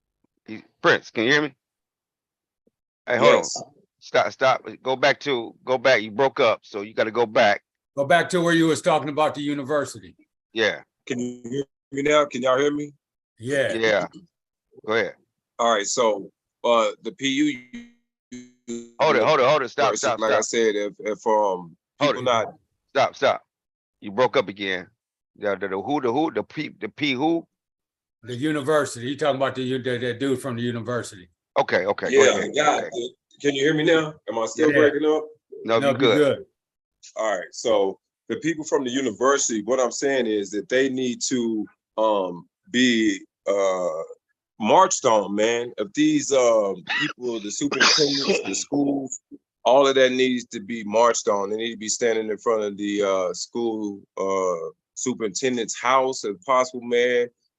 This right here is a big major thing. Like I say, this is going to be like, you know what? I think it's sad, to be honest with you. I have so many mixed feelings with just seeing that right there, man. God damn, man, what are they doing to us in this country? And people swear it's getting better. They just camouflaging so much, and but they putting it right in our faces. Florida is one of the boldest countries. I'd say one of the boldest states in America that they really don't give a damn how they make it blacks feel. When I got to Florida, this is the first time, and I'll be honest, when I went down this last time I was down there, Jamie, I rode on this highway, me and my aunt, we were going to my cousin's house, and bro, I have never in my life seen the biggest rebel flag. Like, this ain't Mississippi. What the hell is that flag doing up? Like, why are they flying that flag, number one? And that flag represents a lot to blacks as a place where it was a lot of suffering. The Confederate flag, that was a fight against oppression, slavery. They were not for abolishing slavery. And so they know that, these people know that, they know all these things. I say they know how blacks feel. They know how blacks, what we go through. They try to make excuses to reasonings like slavery being something that helped us out, bitch. Like, what the fuck, man? Like, Right. dude, I remember this white dude asked me, he said, well, what if the tables was turned and y'all were the slave owners? You know what I told that man? I said, bro, that ain't even in our character. What the hell would we do with y'all? What would we do with y'all? Y'all don't like to work. Y'all don't want to be in the sun. Y'all copy everything. We would have just probably just let y'all go on y'all. Or we probably would have told y'all to take y'all asses over there. And we gonna chill over here. And y'all would do what y'all want to do, but just don't mess up with what we got going on here. And then still in the same instant, they would have been sneaky and been doing all the things they did now. So would time have changed if things would have been switched around? I really don't believe so. I believe that this one race, and listen, I have a grandfather who was white. So I preach this. Even my grandfather was against the way his people were. And there's this old Indian saying too, man. It said that the animal was sitting in the woods, and he seen this white boat coming. And on this boat were these men coming off the boat. And so he saw this one man, and the man looked confused and worried, this white man. And he walked up to the owl, and the owl asked him, he said, what's the matter with you? He said, what's wrong? He said, I want to know the secrets of the world. I want to know everything. So the owl said, well, come with me. I'm going to take you in the jungle. And he took him in the jungle, and he gave him the owl's white wisdom, and he gave him the lion's strength, and the jaguar's, courage, and just all these secrets he gave this white man. And the white man left the jungle, and the deer was sitting there looking puzzled. And the deer said, and the owl asked the deer, he said, why are you looking like that? He said, because I seen something in that white man, in his heart. He got a hole in his heart. It's never going to be filled. He going to take, and he going to take, and he going to take until the earth has no more to give. And that statement right there, I get chills saying that. That's the character of that race, of that sort of people. And it's just not, when it comes to money and power, it's just a whole different category. They play chess, we still playing checkers. We just trying to learn Black history and teach our people and this and that, but they on some whole superistic ass military, control the whole world. So until we get to that point of really truly understanding their militant mindset, from school and to this whole process, I've broken this shit down to a whole process, from the whole development of the United States to that old bullshit ass saying, you get your family, you grow, raise your kids, they go out, they get a family, they go to school, they go to college, they get the white picket fence with the fucking dog in the backyard. That whole process right there was to develop us to be their slaves, to think that we had this special prize at the end of this motherfucking rainbow. But in actuality, the last ticket we gonna pay they white asses is our grave ticket for them to bury our Black asses or the cremated. So it's a structure that will not be broken down. They will kill to protect this whole structure that they built. And like I said, all we're doing, what Sankofa's doing, what everybody's doing is just, to me, still giving a person hope in a society where there is no hope. I was talking to my man the other day, and I said, if you really look at life and being raised in this life, it is one of the most horriblest goddamn places I've ever seen in my entire existence. When I die, I pray that I do not return to this horrible build of society, of rules, of just the way of life in a world so depicted on destruction and rage and control. All we doing is trying to take pieces and get happiness out of that. And that's the basis of this world we live in right now. Like, if I was to talk to God at the end of it, I would ask him that, like, damn, Lord, man, that structure right there was kind of wild. That was some, man, the part of you got to cry to be happy. You got to go through pain, get through it, rules of learning, shit. Whew. I don't want to go through that one again. I don't want to deal with Right. that one. I want a different Right. world this time around. You know, one where Right. it's not based on money. It's not based on power. It's just based off nature and how we were in the beginning. You know, I wanted to say this to y'all, and I know I've been talking, but that's just been on my heart. And I just been wanting to say this to y'all. I love y'all so much. I really do. But I really want to express this to y'all. It's good to know what y'all are teaching. And I mean this from the bottom of my heart. I love y'all to death because of what y'all represent. But it's just one piece of this gigantic puzzle in this world. It's just one piece. You know, I feel like the teachings that y'all teach me and what I gained from this, Gerald, is that us as a Black person, as of that race of individuals, which I am only a piece of, but that race of Kemetic people and Mayat, and that is very beyond sci-fi. And I don't even know if y'all grasp it. And I say that with passion in my heart, like I want to tear up. I believe our people were more than just human beings. I believe we brought science, we brought a technology that they stole years ago. I believe we are star children. I believe that the stuff that y'all are teaching, y'all got it. But I think more or less Gerald understands me more because he sees where I'm so advanced past seeing the religion side of it and the Kemetic side of it. But I believe that our people, the forefathers who came here from Kemet and Ra and all of them, they were not of this world. I do not believe we are of this world. I truly believe that Black people who are truly descendants of the first beings who were here were not from this place. I truly believe that. Our bloodline, our DNA, our body structure, the knowledge sense of it, the difference between white people, how they act, how the sun is for us. I came to my conclusion that I love you guys, but man, we are so much powerful. And that's where I wanted JW to understand, like, yeah, learning that, but learn what those people came from.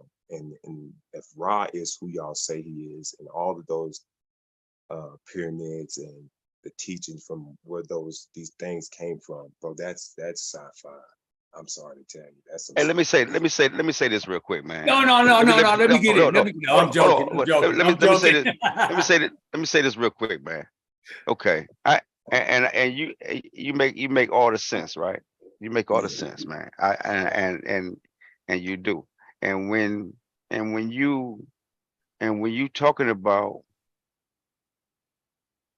I truly understand when you say that we're not from this. I understand what you're saying, King. The thing is this. Here's the thing, right? I never disputed that with you, right? That was never a dispute, right? Never have I ever disputed that, man, because I mean, that's just what it is, right? I mean, if you know what I mean, right? I mean, if you want to, because we could go so far with that, right? We could go a long way with that, right? My thing is this. When I ask you a question, and the question is, were you born in the sin? And you tell me, yeah. And I say, are you divine? You say, no, you're not divine. You say you were born in the sin. Now, when you come to me, when you just got done displaying, right? You just got done speaking on. Hey, I was with you all the way 100%. But then when I go back to the question I asked you, it doesn't mix. It doesn't match on how you feel about yourself, King. Right? It doesn't match how you feel about yourself because you're not right, because you saying you're not from here. We're beyond this, which I'm with you. But when I ask you the question, are you divine? And you say no, without a thought, you know, you for sure about it. You were born in the city. Can I say one thing about that? Hold on. Yeah, you can. Hold on. And it may blow your mind when I say it, but it's the honest truth how I feel. I'm saying, mixed. I'm I'm saying, mixed, bro. I'm saying, I'm mixed. I'm not full blood. If I was your blood or Gerald's blood or Unc's blood, I would feel more empowered to say that I am like y'all in a sense. But man, I got white in me, I got freckles, I got Hispanic in me, Indian, I got a mixture of shit. King, It does to me. that's It does to beyond, me. that's It does beyond to the me. point, because we still going, all we can go off of is what we know, man. Right? Yeah. Yeah. Okay, so we can only, okay. So all I'm saying is this, man. When I ask you those questions and then you tell me that no, I'm not divine, but here to just a minute ago, you say you beyond this. You know what I'm saying? You on a higher plane. You're on a higher frequency than this. Okay, but then when I'm you just not divine. I'm just not but if divine to the point like Buddha or like even you who or the who the hell is Buddha? well, What well, does Buddha got to do with anything, King? Those are teaching tools. Them ain't people. Them are well, not it's people, man. but Them are it's a not teaching real tool. people. But it's a teaching tool that teaches you even with the chemist stuff, man. It's the same thing. When you get to that point of enlightenment, Yeah, that's it all ain't I'm no, talking about. listen, man. Listen to me, King. Ain't no cat running around here with no bird head. Ain't nobody running around here with no dog heads and none of that, man. There ain't none of that going on, man. Those people don't exist. All that's just a way of teaching, King. That's just, those are just, those, man. Listen, man. Those are just representations of yourself, of, right, as you, just like you just got done talking about. You just got done speaking on it, and then, But maybe they but made, at the but maybe same they had time, the you at the technology. same. Maybe they had the technology to have worn those as like some type of mask. You know, No, I'm saying I was. how you feel about you is what I I'm know how I saying, feel King. about me. I know how Yeah, I feel you're about not me. sure. You're not sure because you say you're not divine. You're not divine, King, and you born in a sin. So now, Because of the thoughts, only because of the thoughts that I possess, the thoughts that's in my mind, the thoughts that I know are so not divine. You know, it's still a what else do struggle you to get got? to that point, man. What else do you got? I have not made it to that point though, brother, to say that I'm divine. If I am divine, I would walk and talk in that sense and only in that way. And you know, like divine people are, like these people who are, they are on that every day. Like one of the most, and I just say this in a sense, the Muslims, they have a very, their religion is where I say they're the most structured religion because they do this praying every day. They're like on top of that. Three Listen, times a man, day, you they are facing. talking divine right now, which means you are thinking divine right now, King. Who told you that you was not divine, King? Well, I would feel it. I would say that, but I still have thoughts. Still have you know, struggles with my own demons. I want to say, man, being in this existence, yes, I see through this existence, but still, I'm still burdened by the attachments of the evil vibes and energy and shit that's going on. Where I still have issues with, to me, in my mind, saying that that's still wrong. That's wrong. You know, smoking these damn blacks, I'm putting stuff in my body that I know ain't good for my body. So And it's that's like, that divine, man. Listen, man. So it ain't no way around it, King. All I'm gonna say is this here, man. I'm just telling you, this is where you said that you said. So I'm just telling you that you're not sure because you just went one way, but you go another. It's like we don't know which way where you at, King. We don't know where you are sometimes, right? We just don't know where you are, man. Right? And it's hard to find you sometime, King. We just trying to find you sometime, right? And this is where you know me. I like to I gotta pin it down. I gotta pin it down, King. You know that's how I do, man. We gotta pin it down. Let's pin it down. Let's find it. Let's find what's happening here, right? So and that's I how I think, do, and I man. believe this is what it's about. I believe this So show, far, y'all teach me this, and it does confuse me. Okay, I no, am. ain't no. Look, we never said nothing. Hold it. There's no confusion. We can't confuse you. Listen to this, because I'm gonna tell you why. Because we never said anything about that you was born in the sin. We always told you that we don't believe in all that shit. We was born and we was Right, born right, divine, right? I right, told you that from the start. I told you that, right? So we never said that we was not divine. We never said that we were born in a sin. We never Okay, so said none what's of your shit. definition of divine? That What's the you, that definition of that divine? that Give me the that definition came of y'all divine. that came directly from you. That didn't come from Give me us. the definition of divine. Can we talk Okay, about well, divine? yeah, I'm What's gonna divine? give it to you. Hold on, just let me give it. I'm gonna give you. Gerald, Just what's go. your definition of divine, Gerald? How am I divine? Hold on, let me give you. I'm gonna show you what divine is. You want to know what the fuck So divine is? being Go ahead, Gerald. from the same substance of the creator or of God, it's gonna always be pertaining to or being of or from what they call the creator of God.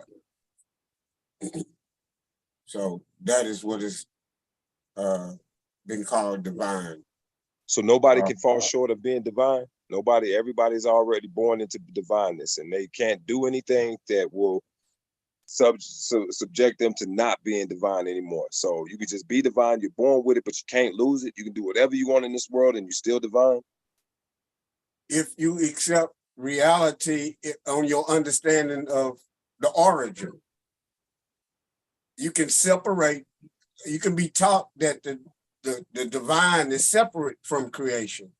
And the divine is so divine that it's not part of creation, and creation is something evil or something.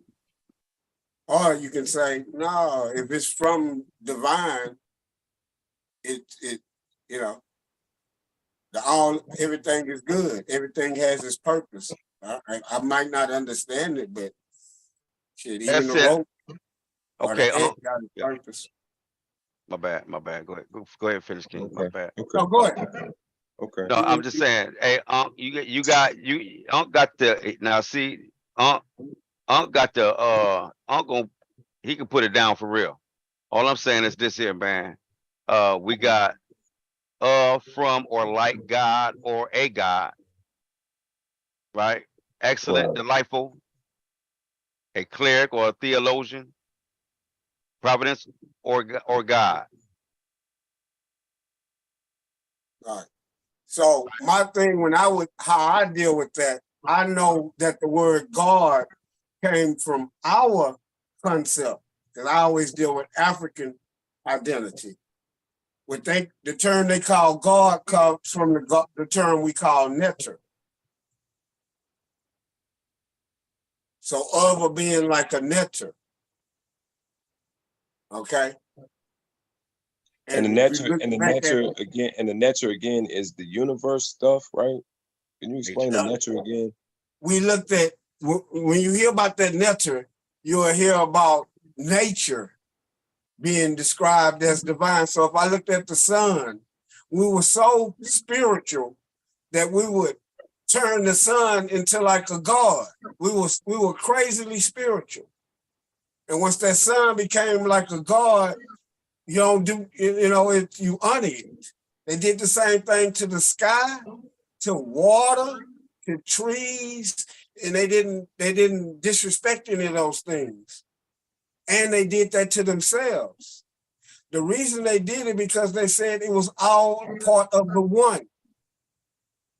That was the first understanding that everything came from the one. And unless the one was something negative, if the one is divine, you divine. They would never, that's how they looked at their stuff. When other people came and looked at our stuff, they said that we thought we were gods, and they blamed us and said we looked at a bunch of different gods. That was a lie, because the different Neteru always were representations or aspects of the one. And you keep hearing this nature, nature, nature. The highest aspect of the nature or the nectar in getting knowledge of self was human nature. Yeah, they leave that out. They don't really, that's the highest teachings. We always say nature, nature, nature. Now humans got a nature. Humans have a divine aspects of themselves. If we didn't, we wouldn't worry about what happened in the afterlife. And if that wasn't in us, we wouldn't worry and play with the God stuff so much, and it wouldn't be in us. That's a part of us. That's a part of our core. who we are, in that search for where I come from, what happens after life, what is all this, what am I here for? What's the purpose of it? We've been doing that and then put that down in stone and wrote about it. As I was talking to the other brother, the biggest scare for everybody is what happens after I die. What's gonna happen to me?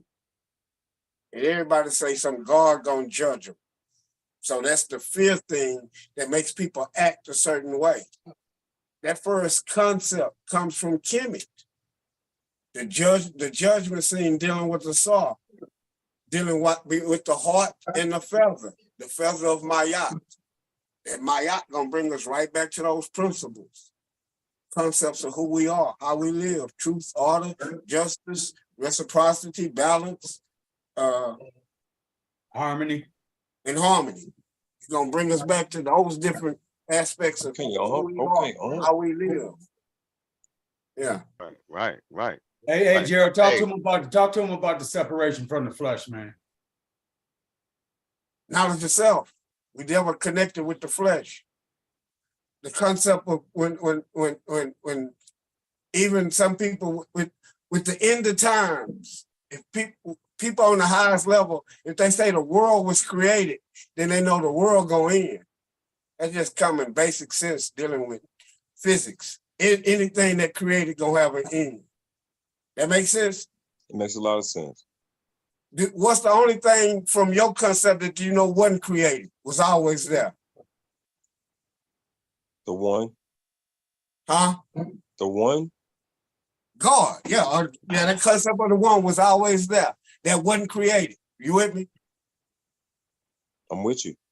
Okay, at the end times, they say some gonna be judged. And whatever happened to that some part of you gonna either be good or bad for for eternity. And eternity means eternal. Eternity means you have no creation and you have it's outside of space and time. The only other concept, as you said, was the one, right? Right. So at some part of you, they telling you whatever religion you're in, it don't matter with that. They say at some point at the end times, after the world is finished, because the world it was created, that is some part of you that's gonna outlive the world. It's gonna be judged at the end time. And at the end times, they go with this good place, which they call God, or this hellish place, what they call devil. But they ain't say you die. They say this shit is forever. That's what God, I gotta be in hell forever. God damn, I can't even think of that shit. What the fuck? I don't want that. You know, we get that, and that's supposed to steer us how we live. That concept, again, as I said, we had that from the ancient Kemet with the judgment of a soul. And if you didn't live a certain way, that and again, what they understood, because you said something earlier about you don't want to come back again. Our answer, if we understood that we was eternal, we knew that we will reincarnate. We didn't want to keep reincarnating. That was the heck. Just as you said, if this was a negative thing and I got to come back and do this shit again and again and again and again, and you did it again because you're eternal. And I've been here before because I'm eternal. And Unc been there before because he was eternal. And Jamie been here before because he is eternal. You get this? Yes. You been here before? Yes. I've been there before. Yes. I bullshitted some of my other lifetimes, just as all of us have. This time we saying I want to get it right. But this time something's messing with us and saying, shit, I done been here before. I done got all the pussy. I done smoked. I done got all that. That shit don't bother. I done had all of that. Yes, bro. I've been here before. I done had all of that. I don't need to party no more. I don't need to do this no more. I don't need to do that no more. Now I'm about this knowledge of self. That's the only thing that I'm about. And once we realize that and recognize that, and then be true to ourselves after that. And we go to a better place. Well, once we get this and we don't be true, you finna catch hell on this here planet. That's us, man. The credit gonna give you hell too if you get into this information and reject it. That's just how it is. Some kind of way it led you to it, but if you reject it, from what I've seen, yeah, you finna the ancestors gonna whoop up on you a little bit. You know, it's disrespecting that information. Everybody can't get access to it, but when you get access to it, it's almost like treated properly. Like Dick Gregory said, don't betray your soul, because your soul is the one searching. Yeah, say like Dick Gregory said. And don't forget, it ain't for everybody. This ain't for everybody. Yeah, like Dick Gregory said, he had a post where he said, this ain't for everybody. Everybody's not capable of absorbing this energy, this information. He said, but let me tell you something. The worst part about it is when the universe chooses you and that third eye open and it say it never closes. You'll never see life the same way again. Never. And that's what happened to me. You know, it led me to Sankofa, and then y'all just lit the fuse. And when I knew that it came from Kemet and it came from those hieroglyphics, and when I went deeper into that, I was like, yeah, we ain't from here. We a different breed. We not from this planet. We didn't have no concept like this money and all these bombs and all this destruction. We were not about that. We were seekers of knowledge and wisdom, and then we went out and shared it with the world, and they took our knowledge and just stole it. And keep that up there, Jamie. And did it their way. So, you know. So I'm not going to read out of the etymology book. That's just going to throw more curves from what I just read. But just simply, so I'm looking at that divine inspiration. Where does that inspiration come from? If I'm locked in my old indoctrinated ways, then the inspiration solely comes from outside, right? And then I maneuver around and say, okay, somewhere God is in me and shit, right? And so what I'm saying is, where does that inspiration come from? When you make a decision on what you see, what you gather and conclude, I'll just stick to me, right?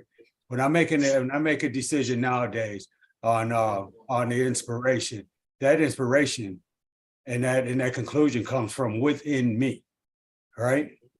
So used to it being given credit to an outside or another entity, right? I'm saying I make that decision. It comes from me. I'm the one that's walking it out. I'm the one looking forward to reach the goal and shit like that. It's always inside me. Same thing with love. I got an exterior, exterior components where love is shown. But where do I feel love, right? Where do I feel love? It is within me. Right? It ain't no separate God. It ain't no separate person. It's within me. So I look at the Savior, right? What is saving me? Who is the Savior? If I don't take the action, if I don't see within me to take the action, there ain't no motherfucking saving. Even if it is from a outside component within me, I have to receive that, right? Okay, let's go to worship, right? Same thing with the worship, right? If I don't worship what my conclusions are and walk these out, that's a worship, right? But I would instead, it's typical to give it to another component, right? And it's a damn lie, because I'm the one doing it, right? It's coming from within me, but I got all these exterior components that are the barometer, that are a false barometer of who I am. I should say misleading barometer, because I'm the one taking it on, right? And I think that that's a good expression of what we're talking about. I really dig, man. I wanted to clap. I want to give you a hug, man, and all that shit from what you just shared, Prince. That's real shit. Even our spirituality and the majority of spirituality says, I'm in this world, but I'm not of this world, right? And so that's just all encompassed to what you laid out there. Right.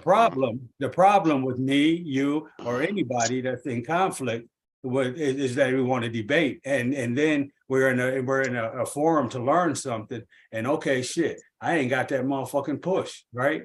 And so I got to find something to get that push, right? And then if I don't have that, if I'm looking for the exterior components, which I don't look at the exterior components at that time, I'm looking within me and bringing out from within me that power, right? To fit in, to add to be important, right? To be the student, all these kind of things, it's all interior, right? But I don't want to give that credit too damn often. And I think that's blasphemy to our ancestral teachings and to ourselves, and to being that part of that divination, right? And so I really think that you learning and that you got thicker skin, right? You show that you got thicker skin because you're sticking right with it, right? And shit like that. So that's just my thing on that. Hey man, let me. Hey, I'm gonna let you go right now, Prince. Hey, I just wanted to just say this, man. That's my motherfucking boy right there, boy. I'm so proud. That motherfucker just made me so proud right there, boy. That was just so cold, King. That was like really, really profound. Like, okay, I'm done, man. Go ahead, Prince. Well, I dig it. I everything you said. The only, Wow, man, that was smooth as shit. the only thing I have to say or I feel about what you said was you only giving. I understand it too. I know we go through it and it's like hard, and it's us doing it. We're here, but my internal instinct tells me that I'm still linked to the one, and without the one, me knowing that only through him I am getting all these blessings. I am able to wake up in the morning. I'm able to think the way I think. I'm able to know that this is the right way because I'm linked. It's like I got a battery charger, cord plugged into me, linked to the one, saying, don't forget, I'm the one. I'm the one who gives you this strength. I'm the one that wakes you up in the morning. And how come and then you say that to yourself of yourself, right? You say that to yourself. We're so in tune. We're so in tune to separating ourselves from the one, right? We're so in tune from that, and that's we are that. That's us, right? That's us. What's us? Separating from the one. That whole one. That whole one. We are the one. We are the noon, right? We're gonna return to Asar, right? For that judgment. We are Asar, right? We are those characteristics, right? We are that those teachings of Buddha. That is us, right? But we are so in tune to giving credit to some fuck nigga, right? That's my thing, right? That's but real. Are you giving? But you are giving credit to the raw. one. But you are giving, but the credit you're giving it to is the one. Am I correct? No, the credit I'm giving it to is me. The discredit would be to separate from the one. That's where I'm at. That's where I'm at. So let me just get an understanding. So you and Jamie, because Jamie agrees, correct me if I'm wrong, Jamie, you feel that since you are from the one, you are the one, in a sense. You are. So Gerald put up a question last week, and he said, paraphrasing, are you from or of? So I went in deep, right? And from is a separation. Of is not a separation. So I'm of divinity, right? Not from divinity, right? And what you're explaining, what I had to get away from is, if I don't separate myself, then who the fuck gonna save me, right? Right? You scared the motherfucker, right? Well, I ain't scared no more, man, because I understand that I am all that. It is all me, right? I just got to tap into it, right? I got to remember, right? And then how do I remember? I keep coming back and being reminded, from interior, right? I had to get tightened up on that just a couple of weeks ago, right?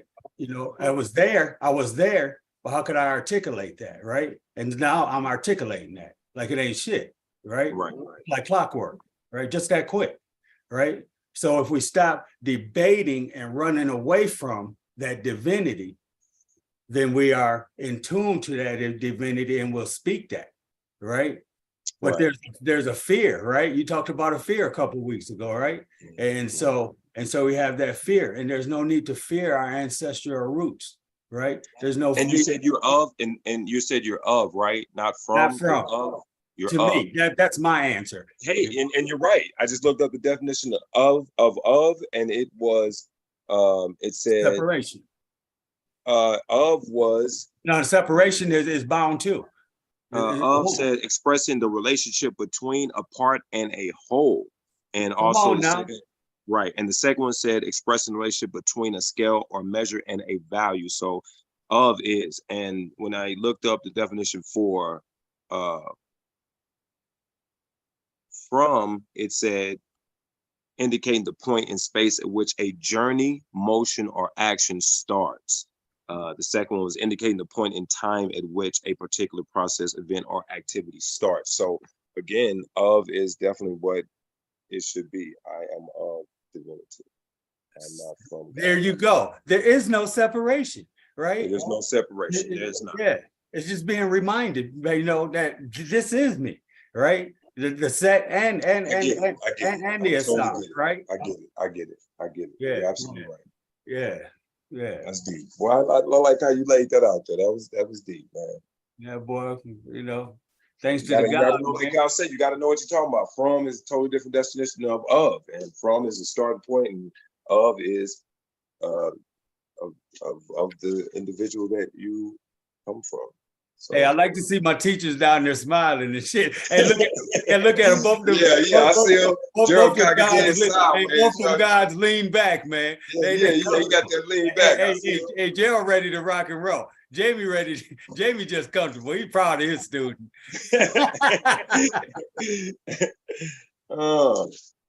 That was nice. Hey man, I like the way you put that down, Unc. Man, that's why I said let me get up out of this, man. Let him be. He got that. Let me kick back. hey man, I got that locked, and I ain't even feeling well. So you know what I'm saying? Shit. Yeah. Hey, peace to you, Prince, man. You know we love you so much, man. Hey, but I want to. Hey, I did want to go over this though, Prince. You did want to know what the divine is, King, and so I pulled it up, and we're gonna go through the objective, noun, and verb. Okay. Right. So it says of relating to or proceeding directly from God, right? See God entry 1 sense, or a God. See God entry sense 1 sense 2.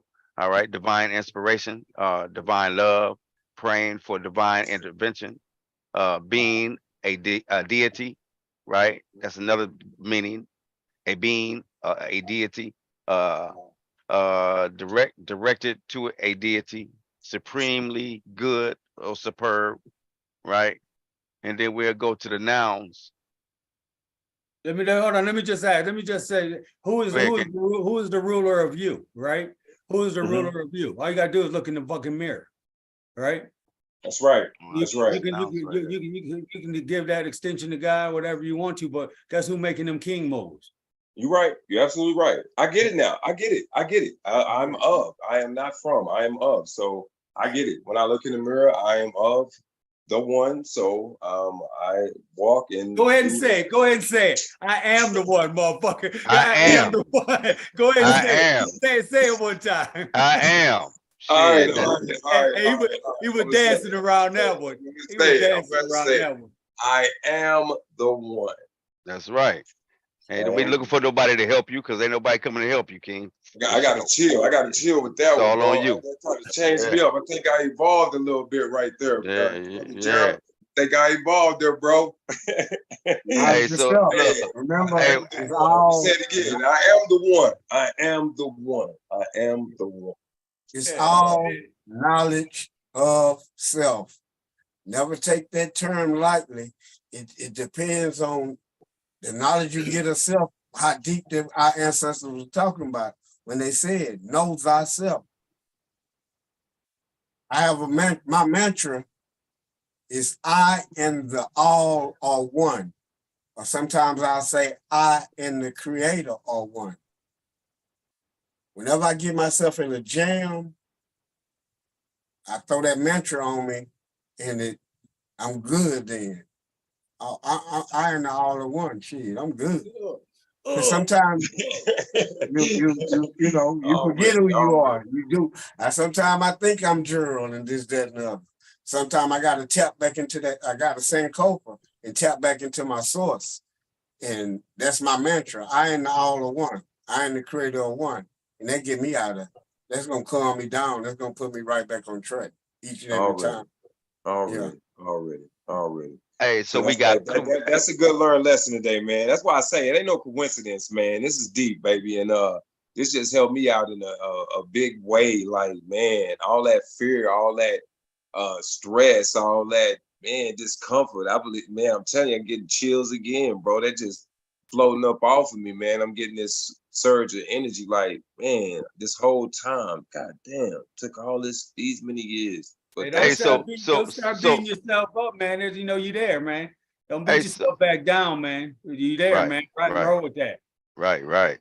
Hey, so listen, man, I didn't want to get too far off track about the Frederick Douglass joint and how they switched that, how they you know, how they kind of played on Frederick Douglass on that, man. Like that was kind of like kind of bold.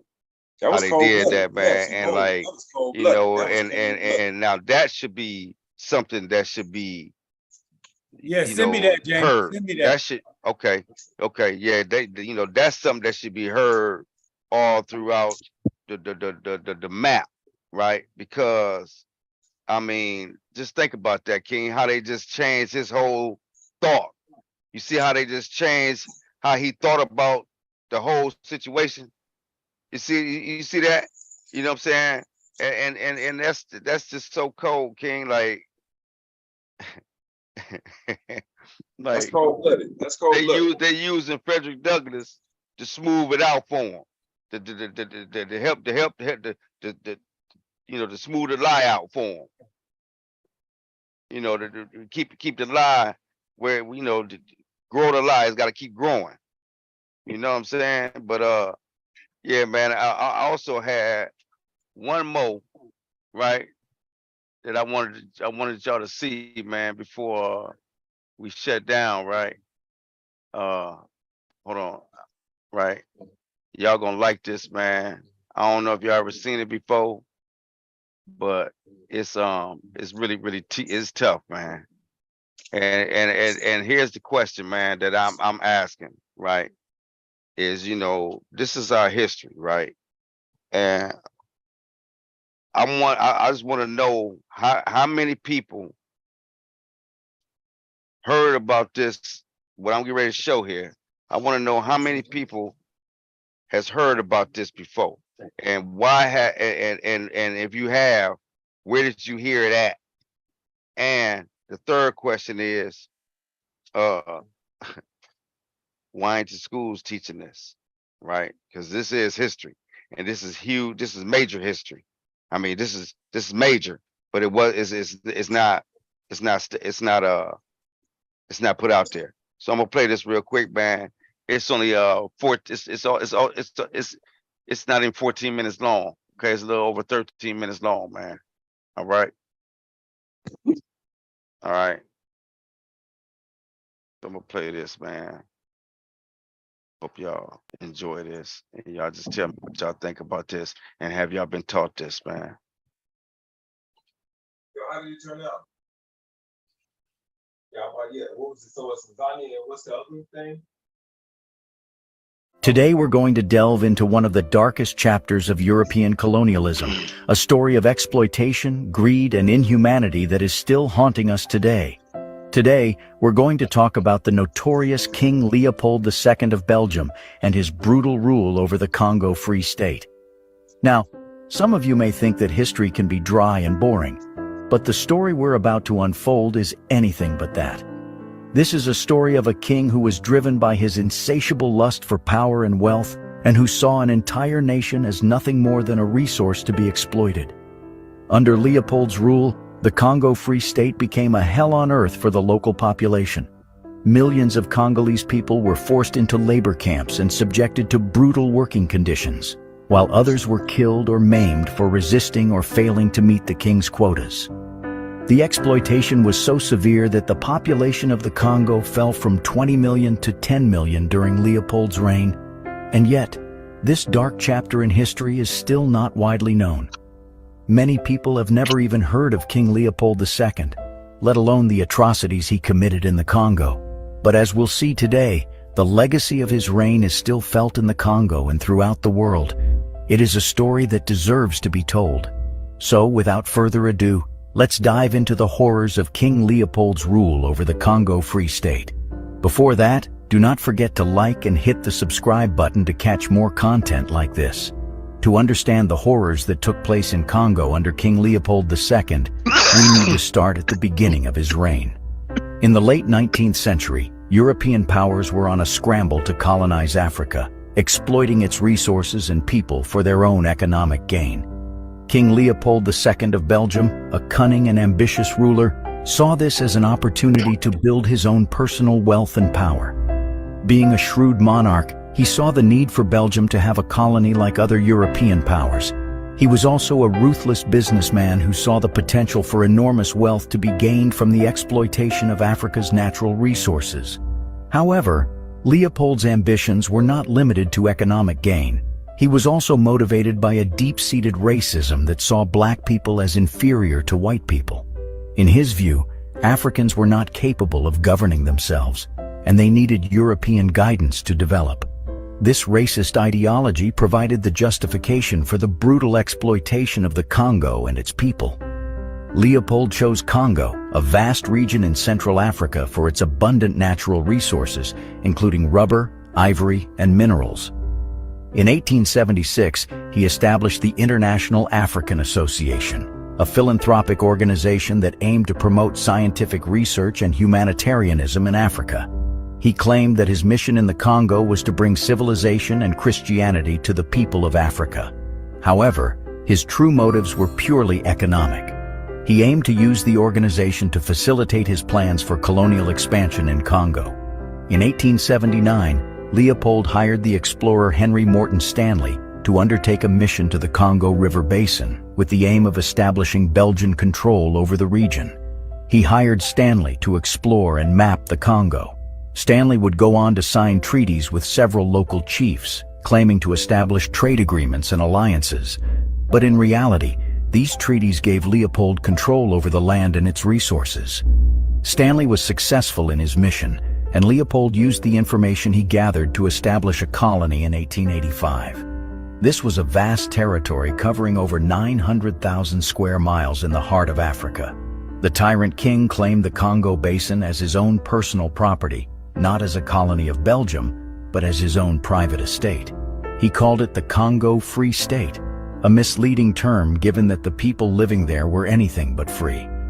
Leopold ruled the Congo Free State as his personal property, with the Congolese people serving as his subjects.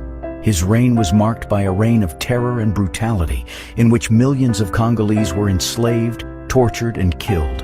Under Leopold's rule, the Congolese people were subjected to forced labor, brutal violence, and systemic exploitation. His primary interest was the rubber trade, and he forced the Congolese people to work in rubber plantations under horrific conditions. The people were beaten, mutilated, and killed if they failed to meet their daily rubber quotas. But Leopold's brutality was not limited to the rubber trade. He also forced the Congolese people to mine for copper and diamonds, while the profits from these resources went directly into his own pockets. The Congolese people were also subjected to forced labor on construction projects, such as the building of the Matadi-Kinshasa Railway, which claimed the lives of thousands of workers due to disease, starvation, and brutal working conditions. Leopold also employed a private army, the Force Publique, to enforce his rule and maintain control over the Congolese population. This army was notorious for its brutality, and its soldiers were known to commit horrific acts of violence against Congolese men, women, and children. His agents used a variety of tactics to terrorize and subjugate the Congolese. Some cut off the hands of those who failed to meet their quotas, while others would hold family members hostage until the quota was met. They also instigated conflicts between different ethnic groups, which further destabilized the region and created an environment of fear and mistrust. The Congo Free State became known as a place of unspeakable horror.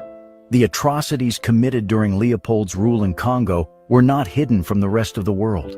Reports of these atrocities reached Europe and the United States, sparking outrage and condemnation. The public outcry led to the formation of the Congo Reform Association, a group of activists who campaigned for an end to the atrocities in Congo. Despite this, Leopold attempted to justify his actions by portraying himself as a benevolent leader who was bringing civilization and progress to a backward and uncivilized people. He claimed that his rule was necessary to bring order and stability to the region and to protect the Congolese people from the alleged savagery of other African tribes.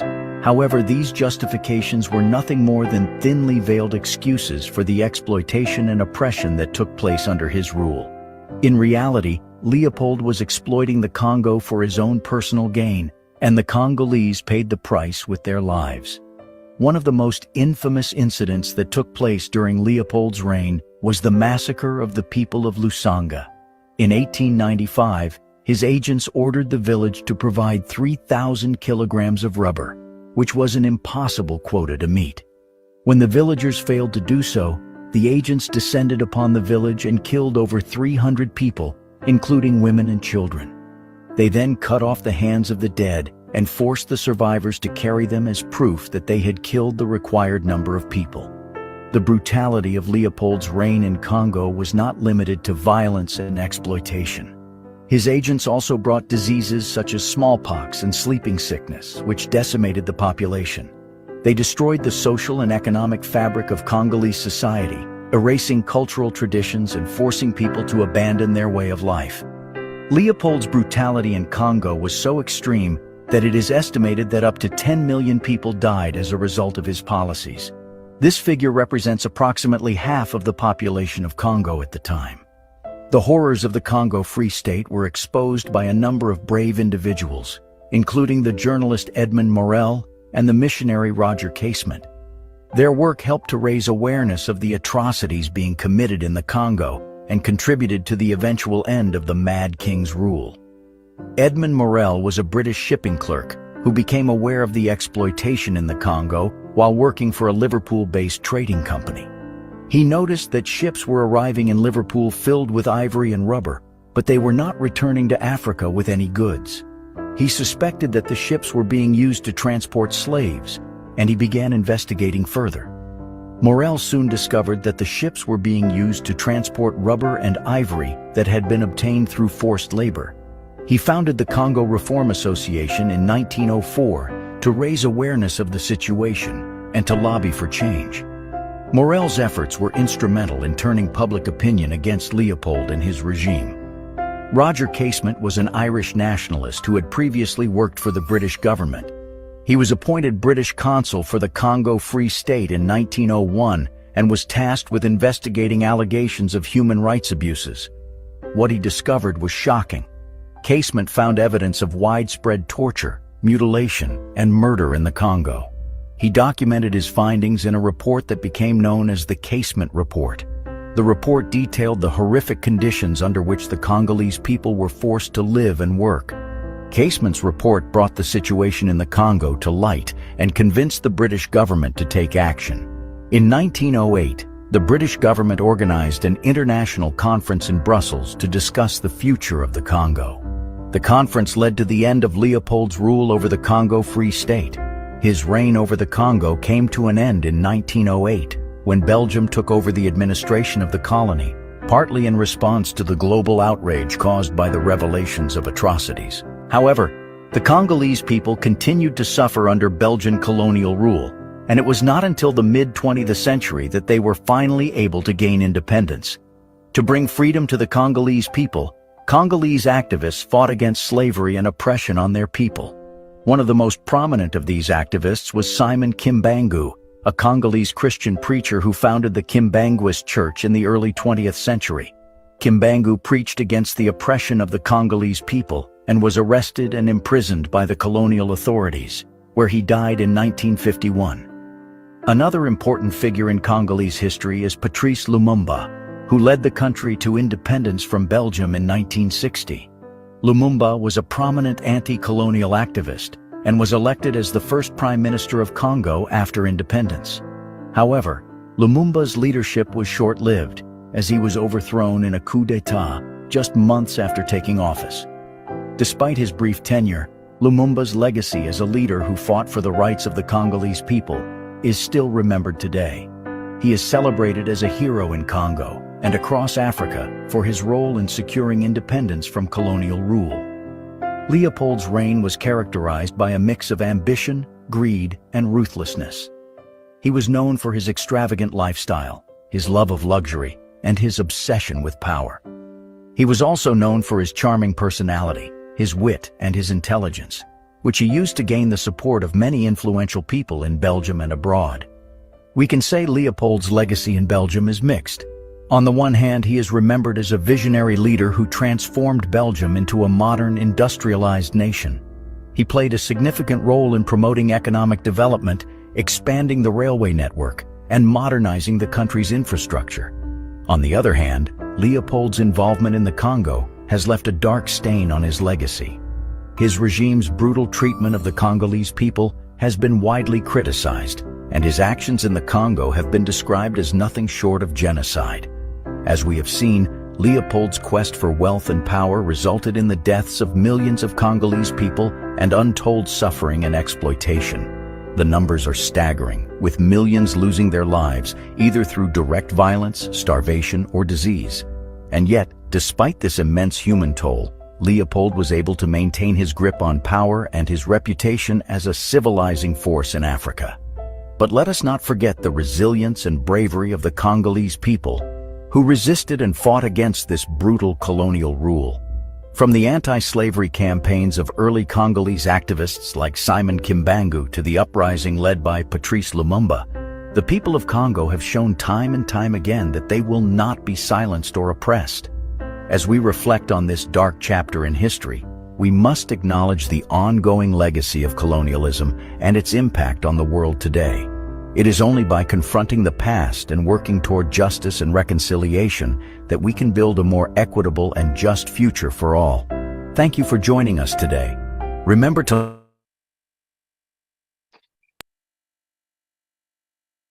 I'm just saying, King, like, I mean, happy y'all up on that? Unmute yourself, Unmute yourself, Oh yeah, make sure you send me both of those, man, please. Okay. You like them, huh? Okay. Yeah, man. Yeah, put it out there. Yeah, man.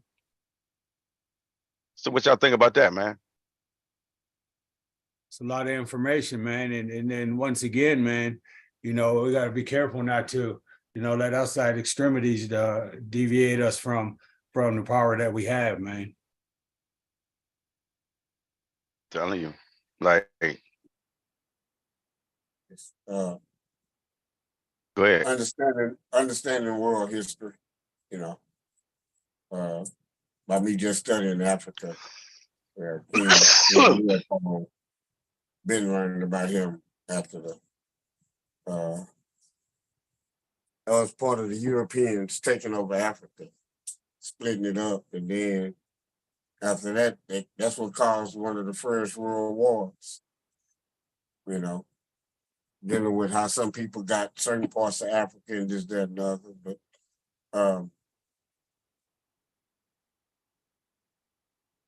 yeah, King Leopold was a trip. That dude died. Killed 10 million people, period. You know, we mostly hear about the Congo through Patrice Lumumba, and that was much later. That was, like I said, in the 1960s. You know, and they did him dirty too.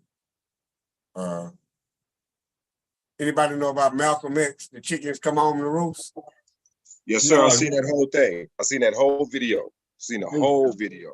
Yes, sir. He was talking about the chickens came home to roost. What's the name of it? About the death of Patrice Lumumba. When the chickens come home to roost. It's about, how long is it, Gerald? About an hour long? Maybe about 2 hours?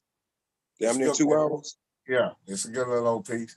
But man, he be burning on that one, baby. Boy, just listening to Malcolm talk used to get me turned up. That brother there, man, his words, is the way he using words, bro, like the white folks do. Yeah. Dang. One of For the best sure. ever doing. But when that chickens come home to roost, that's what he was. When Kennedy got killed, and he spoke about that, he was talking about the death of Patrice Lumumba. It was like, y'all have people killed over there. So when Kennedy get killed, I don't feel no certain type of way about it. Hey. Hell That's how no. that connection was. Yeah, you know that dude did he did all that good over in Belgium and came and shit all over Africa. You know, that's just terrible. No, you got to understand how he turned Belgium around was from getting all the minerals and getting that money from Africa. That's right. That's exactly what I'm saying. I'm saying Okay. he shit all over Africa and then did good for all those other people, man. You know. Yeah, I love how they do that, how they like to talk all the negative and then say, oh, but you know, he did all this good. He turned the economy. I mean, they were civilized already to me. God damn, that's the whole thing with me. Who told y'all what civilized living was? I believe when it was the dark ages, when the Moors went over there to Europe and helped y'all out, y'all hello? Damn. Right. Damn. They didn't even know how to bathe their ass, you know. They had sewers, man. They had all, man. Europe was the most nastiest place you could possibly go. Didn't nobody want to go. The Moors had masks on, and we were over here when COVID hit here. When they got over there, shit. I know they had to be like, man, stop, man. Y'all really living like this, man. Like y'all really living like this, and y'all call us savages. Like, come on, man. That's crazy. Yeah. They had a concept of so many colonization. When they started colonizing the world by coming out of Europe, and wherever they go on that land, they're gonna take control of it. They're gonna call it fake colony. That makes sense? Yeah, makes a lot of sense. So is that what colonizing was? Because I still never that one word right there, you know, just like the word that they use to describe black folks. Now slow down. Just slow down. Hold on, Prince. What is America? America is a colony of who? Europeans. Which was European? What we speak?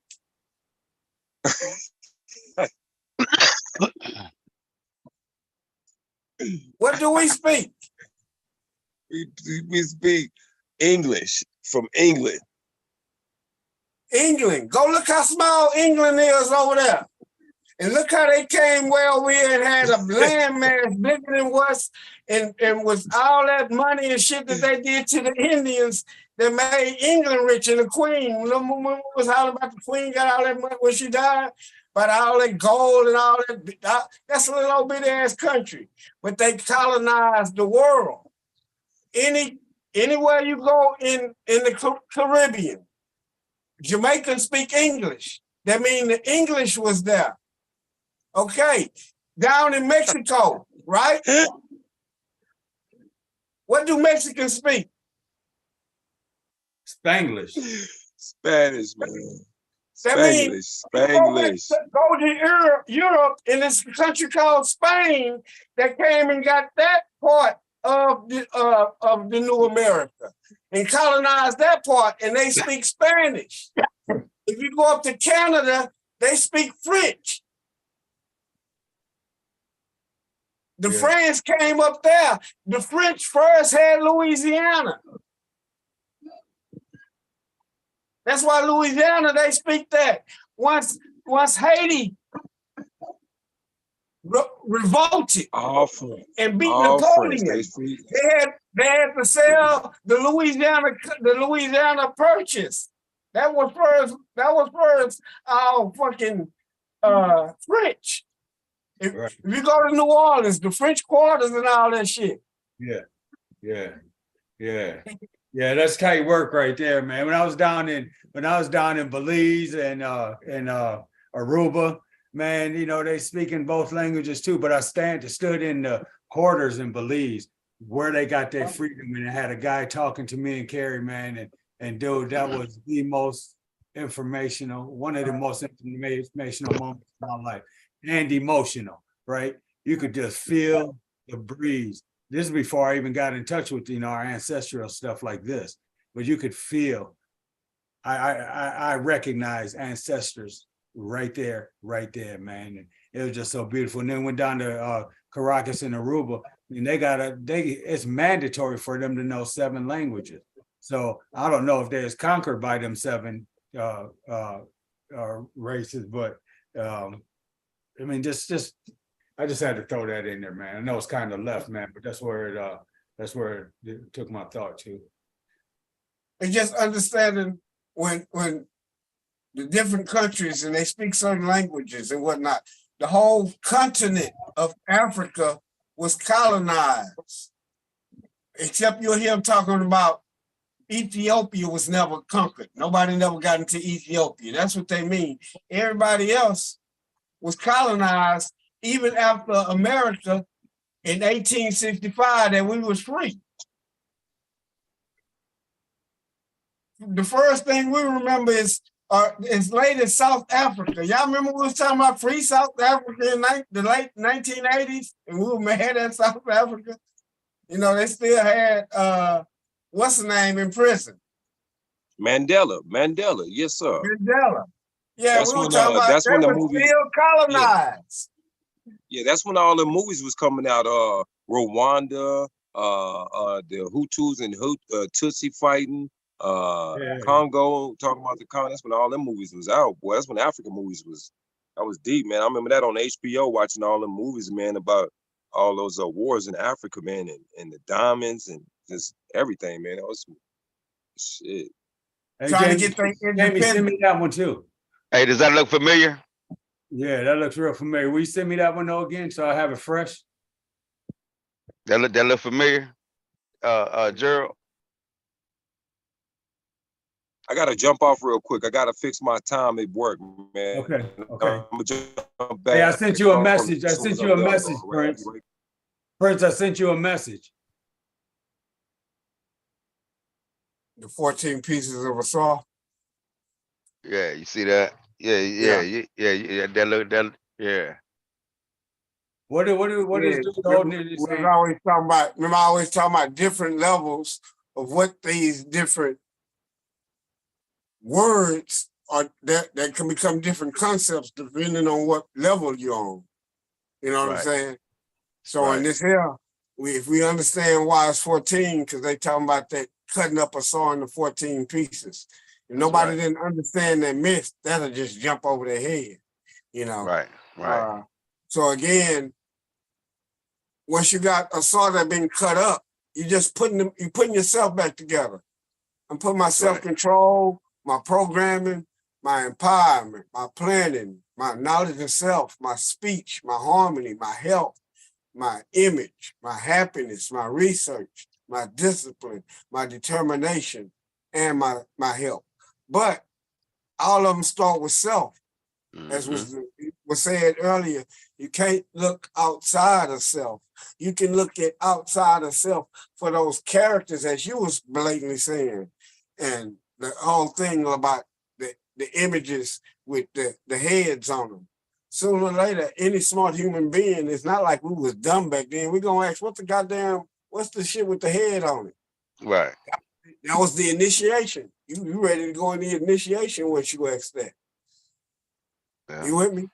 You might ask it when you 13. You might not ask it till you 33. But you ain't getting initiated until you ask it. It don't matter.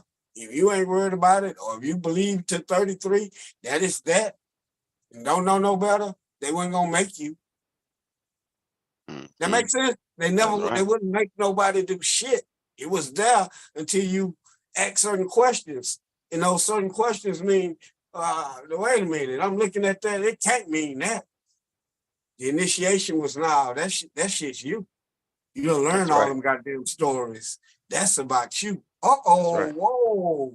Now I gotta look at these stories. And y'all ever watched a movie way back in the day when you just didn't have a certain knowledge of what it was? Then when you get conscious, you go rewatch it. It's a totally goddamn different movie. Yeah. Yeah. When you awake, yeah, it's that type Yeah. of thing. Oh, I'm looking at it from a different lens now. That's right. Yeah, I'm awakened. Now I'm looking at myself from a whole different view. I'm looking at my experiences from a whole different view. I'm getting up and the devil hard at work. Nah, I ain't finna say no goofy. I ain't finna be around nobody saying that old goofy ass shit. The devil want me late, and the devil, no. What you doing? I see you doing something, Yeah, man, I'm putting that work in, man. I see you doing something, What you doing, Yeah, I see you all over here, What you doing over here, man? Yeah, man, I'm just cutting this out, man, trying to cut this thing out here. Because I got to use this, man. Y'all just broke that down real smooth. Yeah. So it's not putting it on nobody else, not putting it on the God or the devil. It's you. That's right. It's all you. And sometimes that's hard for people to accept. Right. That's the hardest. And even when I think I'm doing my prayers and everything and whatnot, I'm really giving affirmations to myself.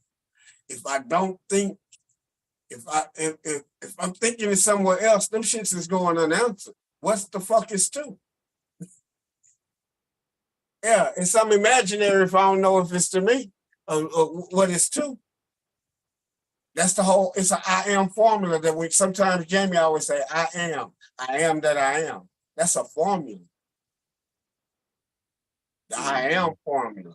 Don't put nothing else higher than you. And not being vain and thinking about this here. We're not being vain. No, I'm talking about my essence. I have knowledge of self. That's right. That's right, I know King. who I am. I am one with that origin that has no beginning, has no end, has myriad different names. I am that. What you do? I am that. I and that are one. No ifs, ands, and buts about it. I have knowledge of self. I agree. I agree 100%, King. All right. I agree. So, hey, you need me to still lead us up? Just 1 second. Okay, no worries. Go ahead, Gerald. Sorry. Yeah. So from that, it's first accepting that. So that might be jumping way ahead of the game. Good. Once you accept and know that, now you still got to navigate through this here thing that we call life. Okay. One is knowing it, but that gives you, as we say, when we do the 42 declarations of Ma'at, dealing with yourself, you know that you can have a bad day. You know, you can correct it. You know what I'm saying? You still got to put in that work. You got to know. Let me just add to that real quick, man. I like to share with people, man. It's impossible to have a whole bad day, you know, as a whole. You know, I know you can have it happen and you can feel some things, right? But there's so much inspiration. So there again, you know, that's that lie, right? You know, at least for me, I speak for me, man. And I've had some terrible events in my life, right? But the whole damn day, you know, and if I use that as especially as a teaching tool, I'm still misleading people. Now that's just for me speaking, right? When I speak to people, I let people have their air, you know, with that. But there you go. That's all.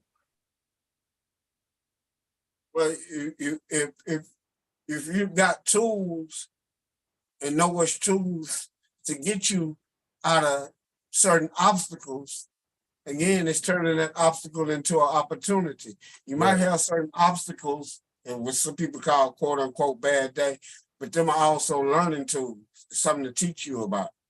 Yeah. Now, again, if you shut down and be defeated by that and go into some crazy ass shit, then you ain't on that level anyway. And again, you might need to go through that just to show yourself you ain't a certain level. When you reflect back, introspect on who you are and what you've done about certain things, and say, "God damn, I just didn't want to deal with it that day, and I went and started doing some crazy stuff." You know what I'm saying? Again, introspection. We all, you know what I'm saying? We all come here to have this experience, but sometimes we totally forget. You can forget you are that divine oneness. Right. You can't forget. You can't get caught up. That's what the whole thing about it. These lessons and stuff is trying to get you outside of being caught up.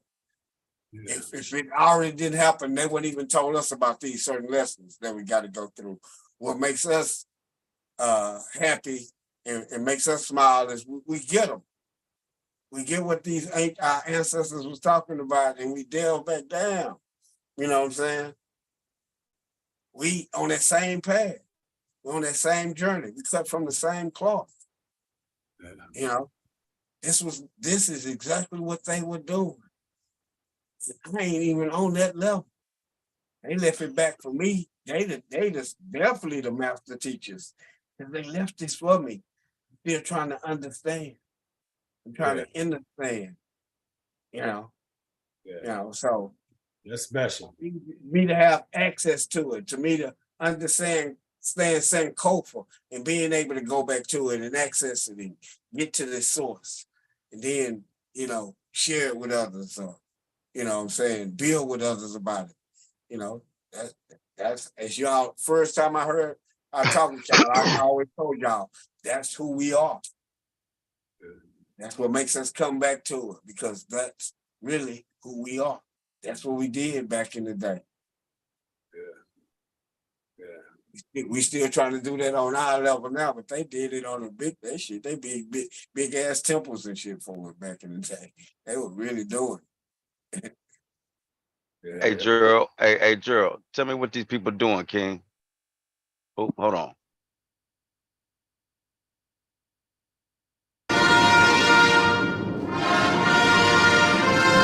Worshiping the Black Madonna.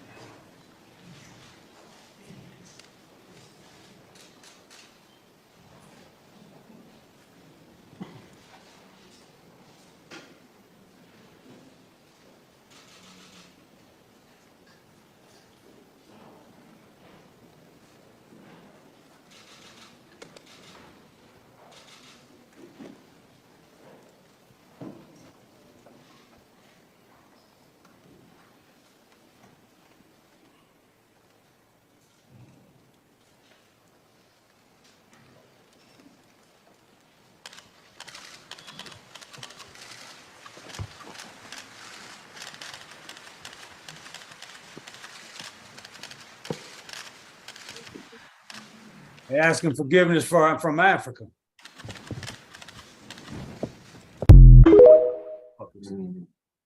Hey, what was my man?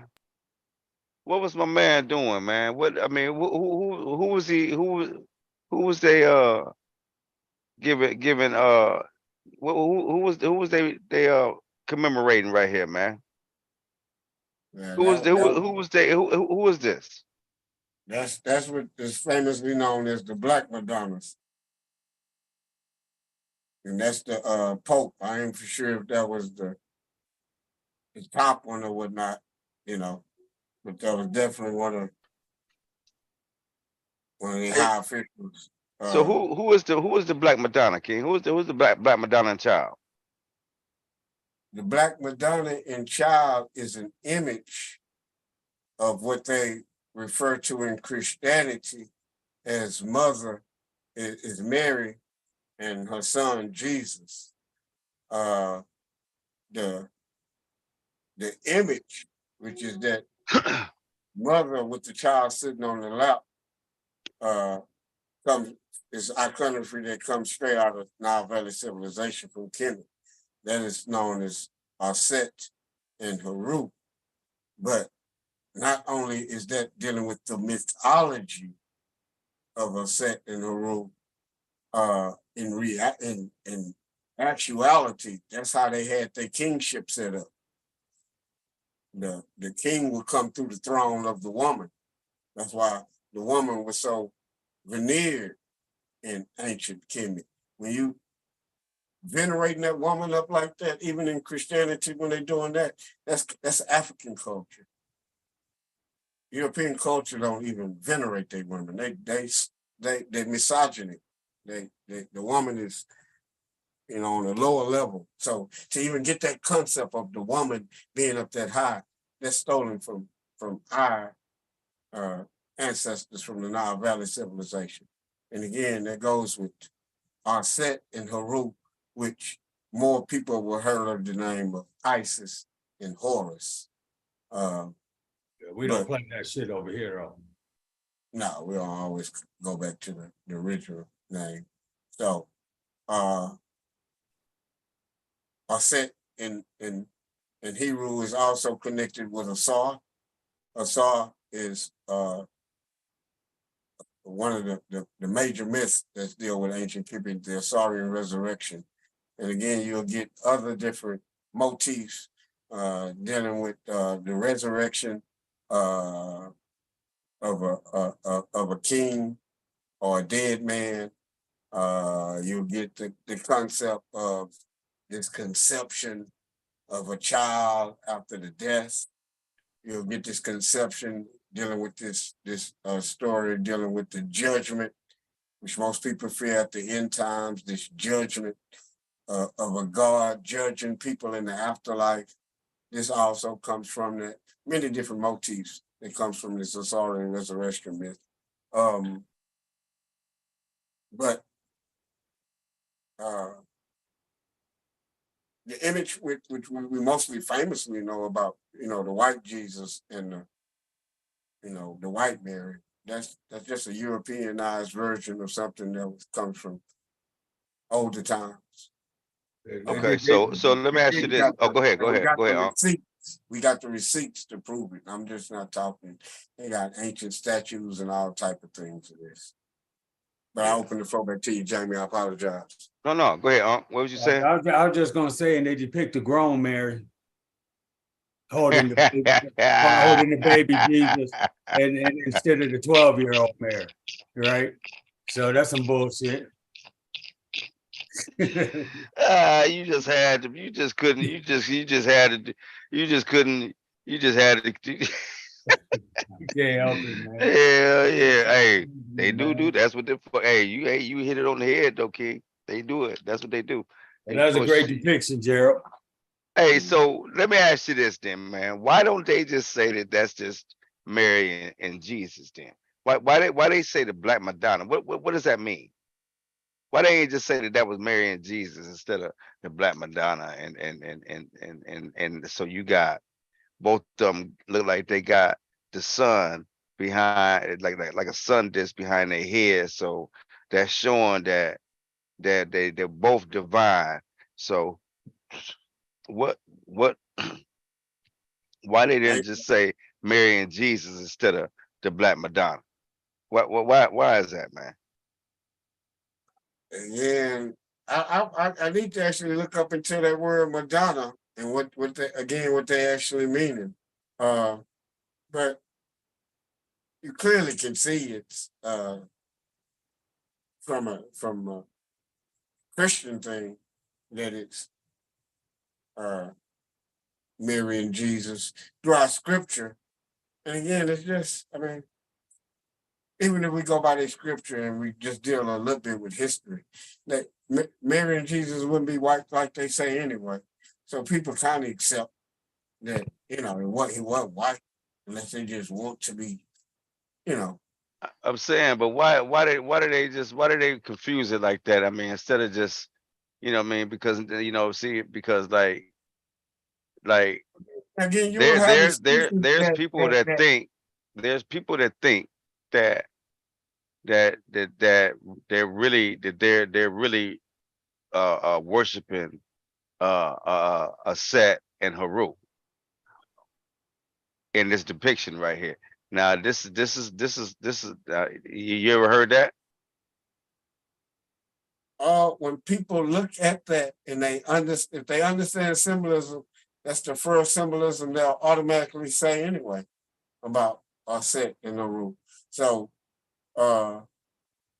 they could have used any other kind of symbolism to say Jesus and and Mary. They could have had it some other type of way. They got that symbolism straight from Kemet. Whether they, whether they took it over because it was so popular or whatever. It's just, if they dealing with themselves being Gentiles, they want they Savior to be white. I understand that totally. But I understand the history behind it, if that makes sense. Yeah, but I mean, they could easily turn. They could have easily been turned that black. I mean, white. Why did they leave it black? Well, again, you'll start hearing them making excuses like it got burnt and all different type of things.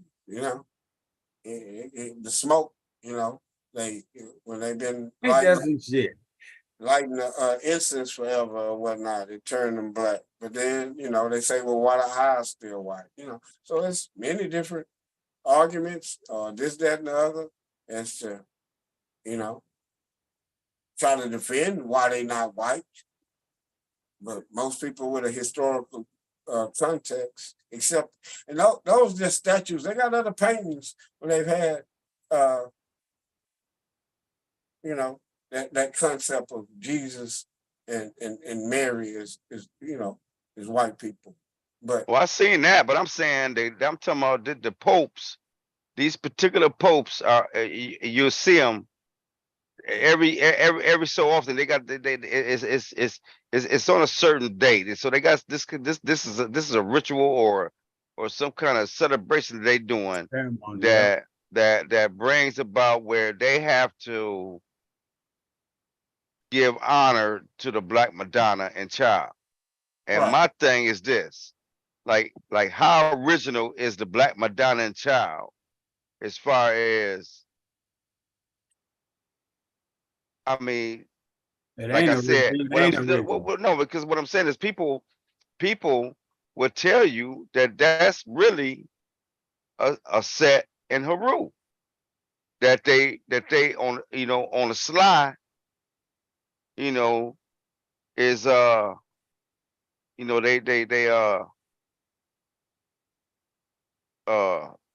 worshiping on the sly that he's bound down to a set in Haru, right? This is what on the slide tip and got us bound down to Jesus and these other cats, right? Right, like he so knows that the truth secret in some type society of shit. way. While they teaching us something behind closed doors. Right. So that's what I'm saying. Like they throwing us off, just like I showed the video of the dude talking about how DC was fashioned behind uh uh uh Kemet.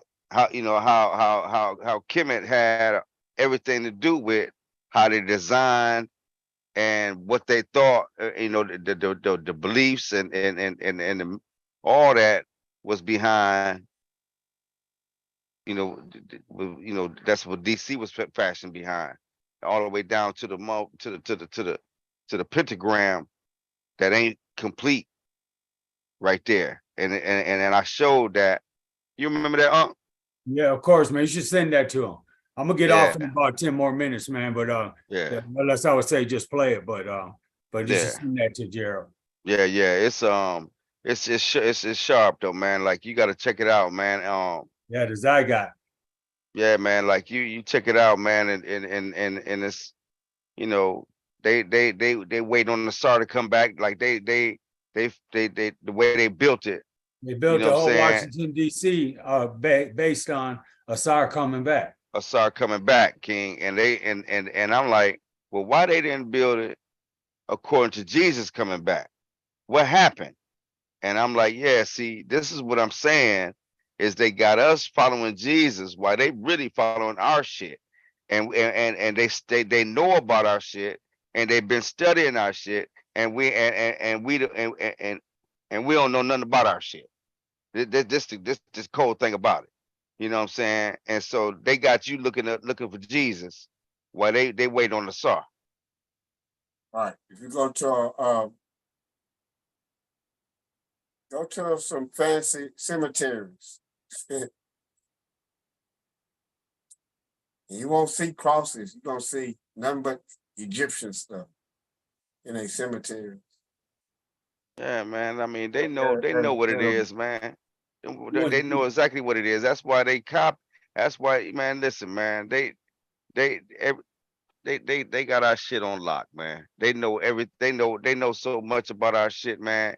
And got us. They gave us the 52 fake out. You know what I'm saying? Got you following Jesus, Mary, and Joseph and all these cats. You know what I'm saying? When they following, they studying our shit. Been studying our shit. And they know it. Worshiping our shit. Yeah, they believe it so hard that they fashion the capital of the United States behind it. They got these presidents of the United States that are literally, I mean, they literally they're doing all these rituals, taking their their oaths and all that, man, on particular days. These days has a lot to do with Kemet. Oh man, it's deep, man. Like, yeah, man, we gotta wake up, fam. We gotta wake up, man. I see the brother try to get back in. He was still on. He was just walked away for a minute, but Yeah, I'm now just he's saying, back man, we in. gotta wake up, family. Like, man, we in, you know, they still working against us, man, in a major way. Now they working against our kids, man. You know what I'm saying? They working on our kids, man, and it's up to us to even the playing field, man. We gotta at least give the kids a chance, man. It's up to us to at least give a chance. You know, Gerald said, you know, when Prince was saying, talking about the schools and marching and I'm like, you know, man, like Gerald said it, shit, better than anybody could say it, man. You know, how you gonna get mad about what they teach in they goddamn schools, man? That's they shit. We the dum dums that wanted to integrate. We had our own schools, right? So whoever bright idea was to integrate, now you mad about what they teach their kids in school. That's their shit.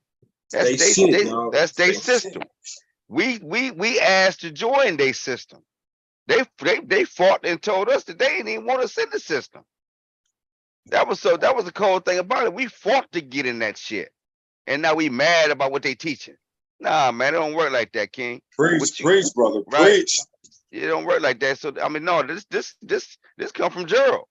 Gerald pushed Preach, that. Gerald, preach. Yeah, Gerald pushed that. All right, so, Hey, let me get in just real quick, man. I'm gonna jump out. Prince, did you get my message I sent you? Yes, sir, I did. Okay, bet. All right, guys, man. I'm Ghost. All right, Love King. you, brother. Be easy, man. We love you. Yeah. Yeah. Once you understand the system, and they teaching, they're not worried about us. If we get what they get, then it's called assimilation. But they're gonna teach their children. That's right. All of us should understand that when we come up out of school and they was teaching us that Columbus discovered America.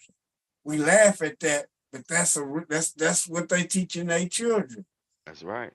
Okay, so everything else falls in line. That is what is called public education.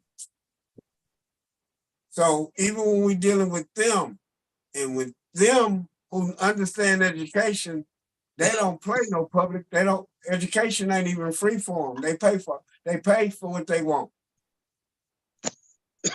That's for us who go sending our children to free school. They don't play that shit. They send their children, even back in the day when a child went to one of them little private schools and the Catholic, they were paying for that shit. Mm-hmm. But they got enough money to do that for their children. They don't just say they paying for their children when they go to college. All education is paid for through them. We only think we should get the free, hope our child do some good through this bullshit, that they get a scholarship and go to get miseducated more. You know what I'm saying? That's the only thing we got. But when we listen to our scholars simply said, yeah, they got their shit. You just gotta have your own African-centered thing. You do it, it's called supplemental. You can send them to the public schools, but make sure on some kind of weekday, maybe 2 or 3 days, have something that you're teaching them about themselves, especially some on the weekend. When we grew up, each of us had something like that where we connected to, teaching us about being Black or something. Whether we participated in something, it was little programs out there, supplemental, that told us about us. They cut all that shit out, and we never step back up and say, no, we got to do it ourselves, because they can give it to us and take it away. I mean, you got to do it yourself. A lot of the programs that did us some good, they were giving it to us. It was working. When they found out it was working too good, Reagan came in and say, fuck that shit. Yeah, let's say no to drugs and pump a whole bunch of drugs in their communities and shit. It used to be after school programs and help, you know what I'm saying? They shut all that. All of the self-help programs. They shut all that shit down. I remember going to school and from McGruff, bro, elementary, McGruff came to our school, take a bite out of crime. You know what I'm saying? Big ass dog up there. I was all for the dare, mom, you know what I'm saying? Mad. You know, I had stickers, bro. I used to go in the house like, Dad, you can't be smoking cigarettes, Dad. You know, drug, no drugs. Shit, man. Next thing I know, man, McGruff died, the bear disappeared. Shit, anything that was positive that changed the Black kids' thought process, shit, they cut that shit out of schools. Hell no. Yeah, ain't no question, man. So listen, man. So that's what's so important. For, like Gerald said, like, right? So we got that, and that's what I do. When my kids come home from school, and they bring their homework home. Oh yeah, I'm right in it. I'm dead in it. I'm in it because you're not, you know what I'm saying, and I'm doing it with you. But come on, we're gonna do this together. So let's go. You know what I'm saying? And let me hear what's going on right here.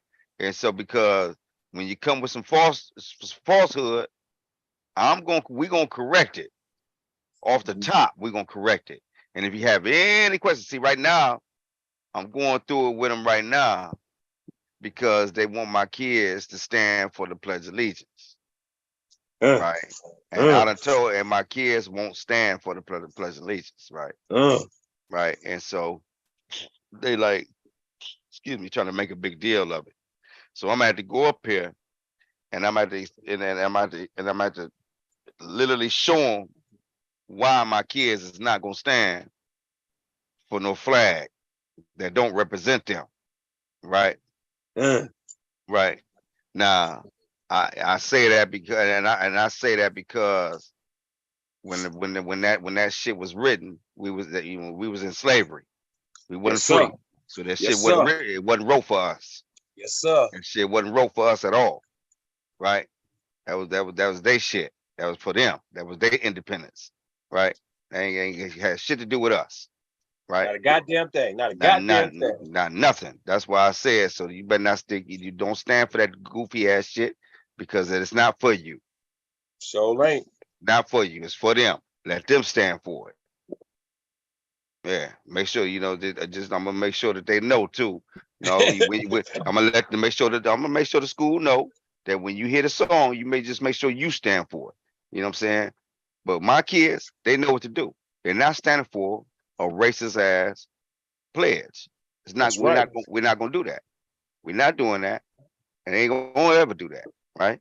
And I ain't do it when I was a kid. They used to try to get me to do it. My mama told me I better not stand up. Yeah, you know what I mean? Yeah, better not. He said, yeah. So shit, I didn't. I couldn't wait to hear some shit like that. I ain't got what? Well, shit, I ain't gotta act right. I ain't gotta act right. What? Shit, that right up my alley. Yeah, I'm the only one sit down too. Shit, hell yeah, I'm sit down. Yeah. Jamie, stand up. Nope. Jamie, stand up. I ain't doing it. I ain't doing it.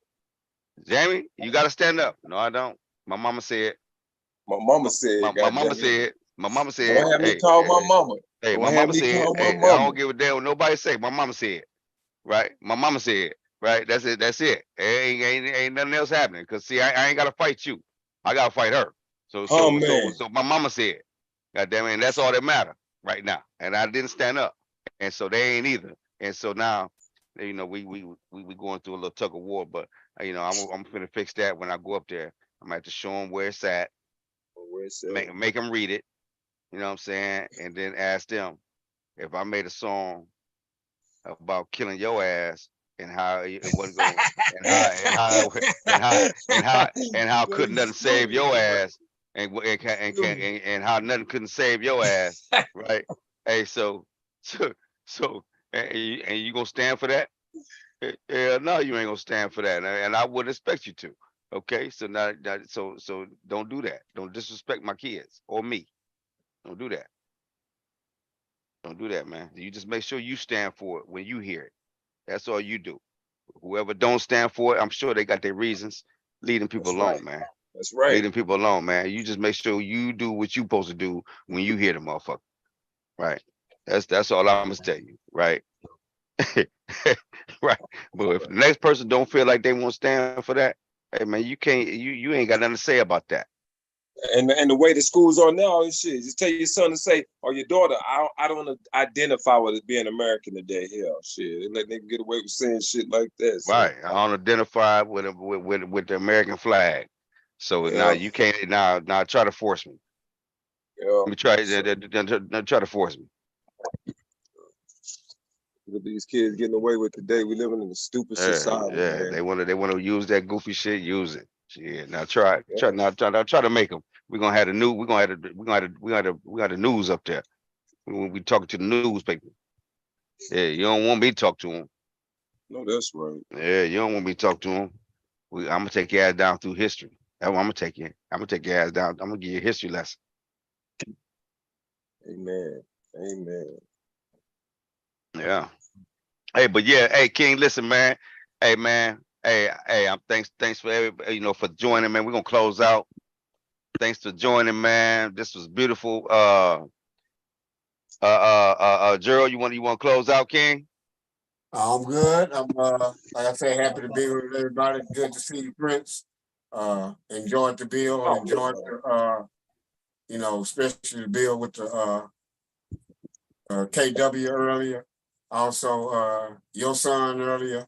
For everybody who participated. So keep it rolling for the people in the audience that came and support us. Appreciate you. Sankofa 180 out. That's right. That's right. And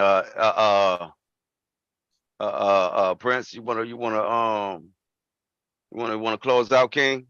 Yeah, man. You know how we do, man. This is Sankofa 180, man. Good to see Gerald. Nothing but love. Same with Jamie, man. Nothing but love. I missed out on the reading. I will not do that again. I forgot about it, but I had a couple things just moving in. But I just want to say, everybody in this world, that whoever watching this, man, just show compassion and love and look inside your own soul and your own self and know what's right and what's wrong, man. We gotta uplift everybody, and that means this whole planet, man. If we gonna make it, man. One chord, one song, one band. That's all I can say. So it's peace and love, man. And I will see you next Sunday. And I will see you brothers when I see you. All right, man. Hey, and family, I just want to play this one last little video, man. This is just some more another advertisement. I want you, to go out and grab these books. If not, you pay attention and put your kid's name in the chat. And you can win these books free, man. Because guess what? I got these same books right here too, right? So check this out. Hey mommy, why don't we speak about this at school? I love these books so much because I'm having so much fun learning about my African culture. They don't tell us these stories in school, but I wish they did because the characters in our ancestries are my heroes. They are brave and inspiring, and one day I hope I can be too.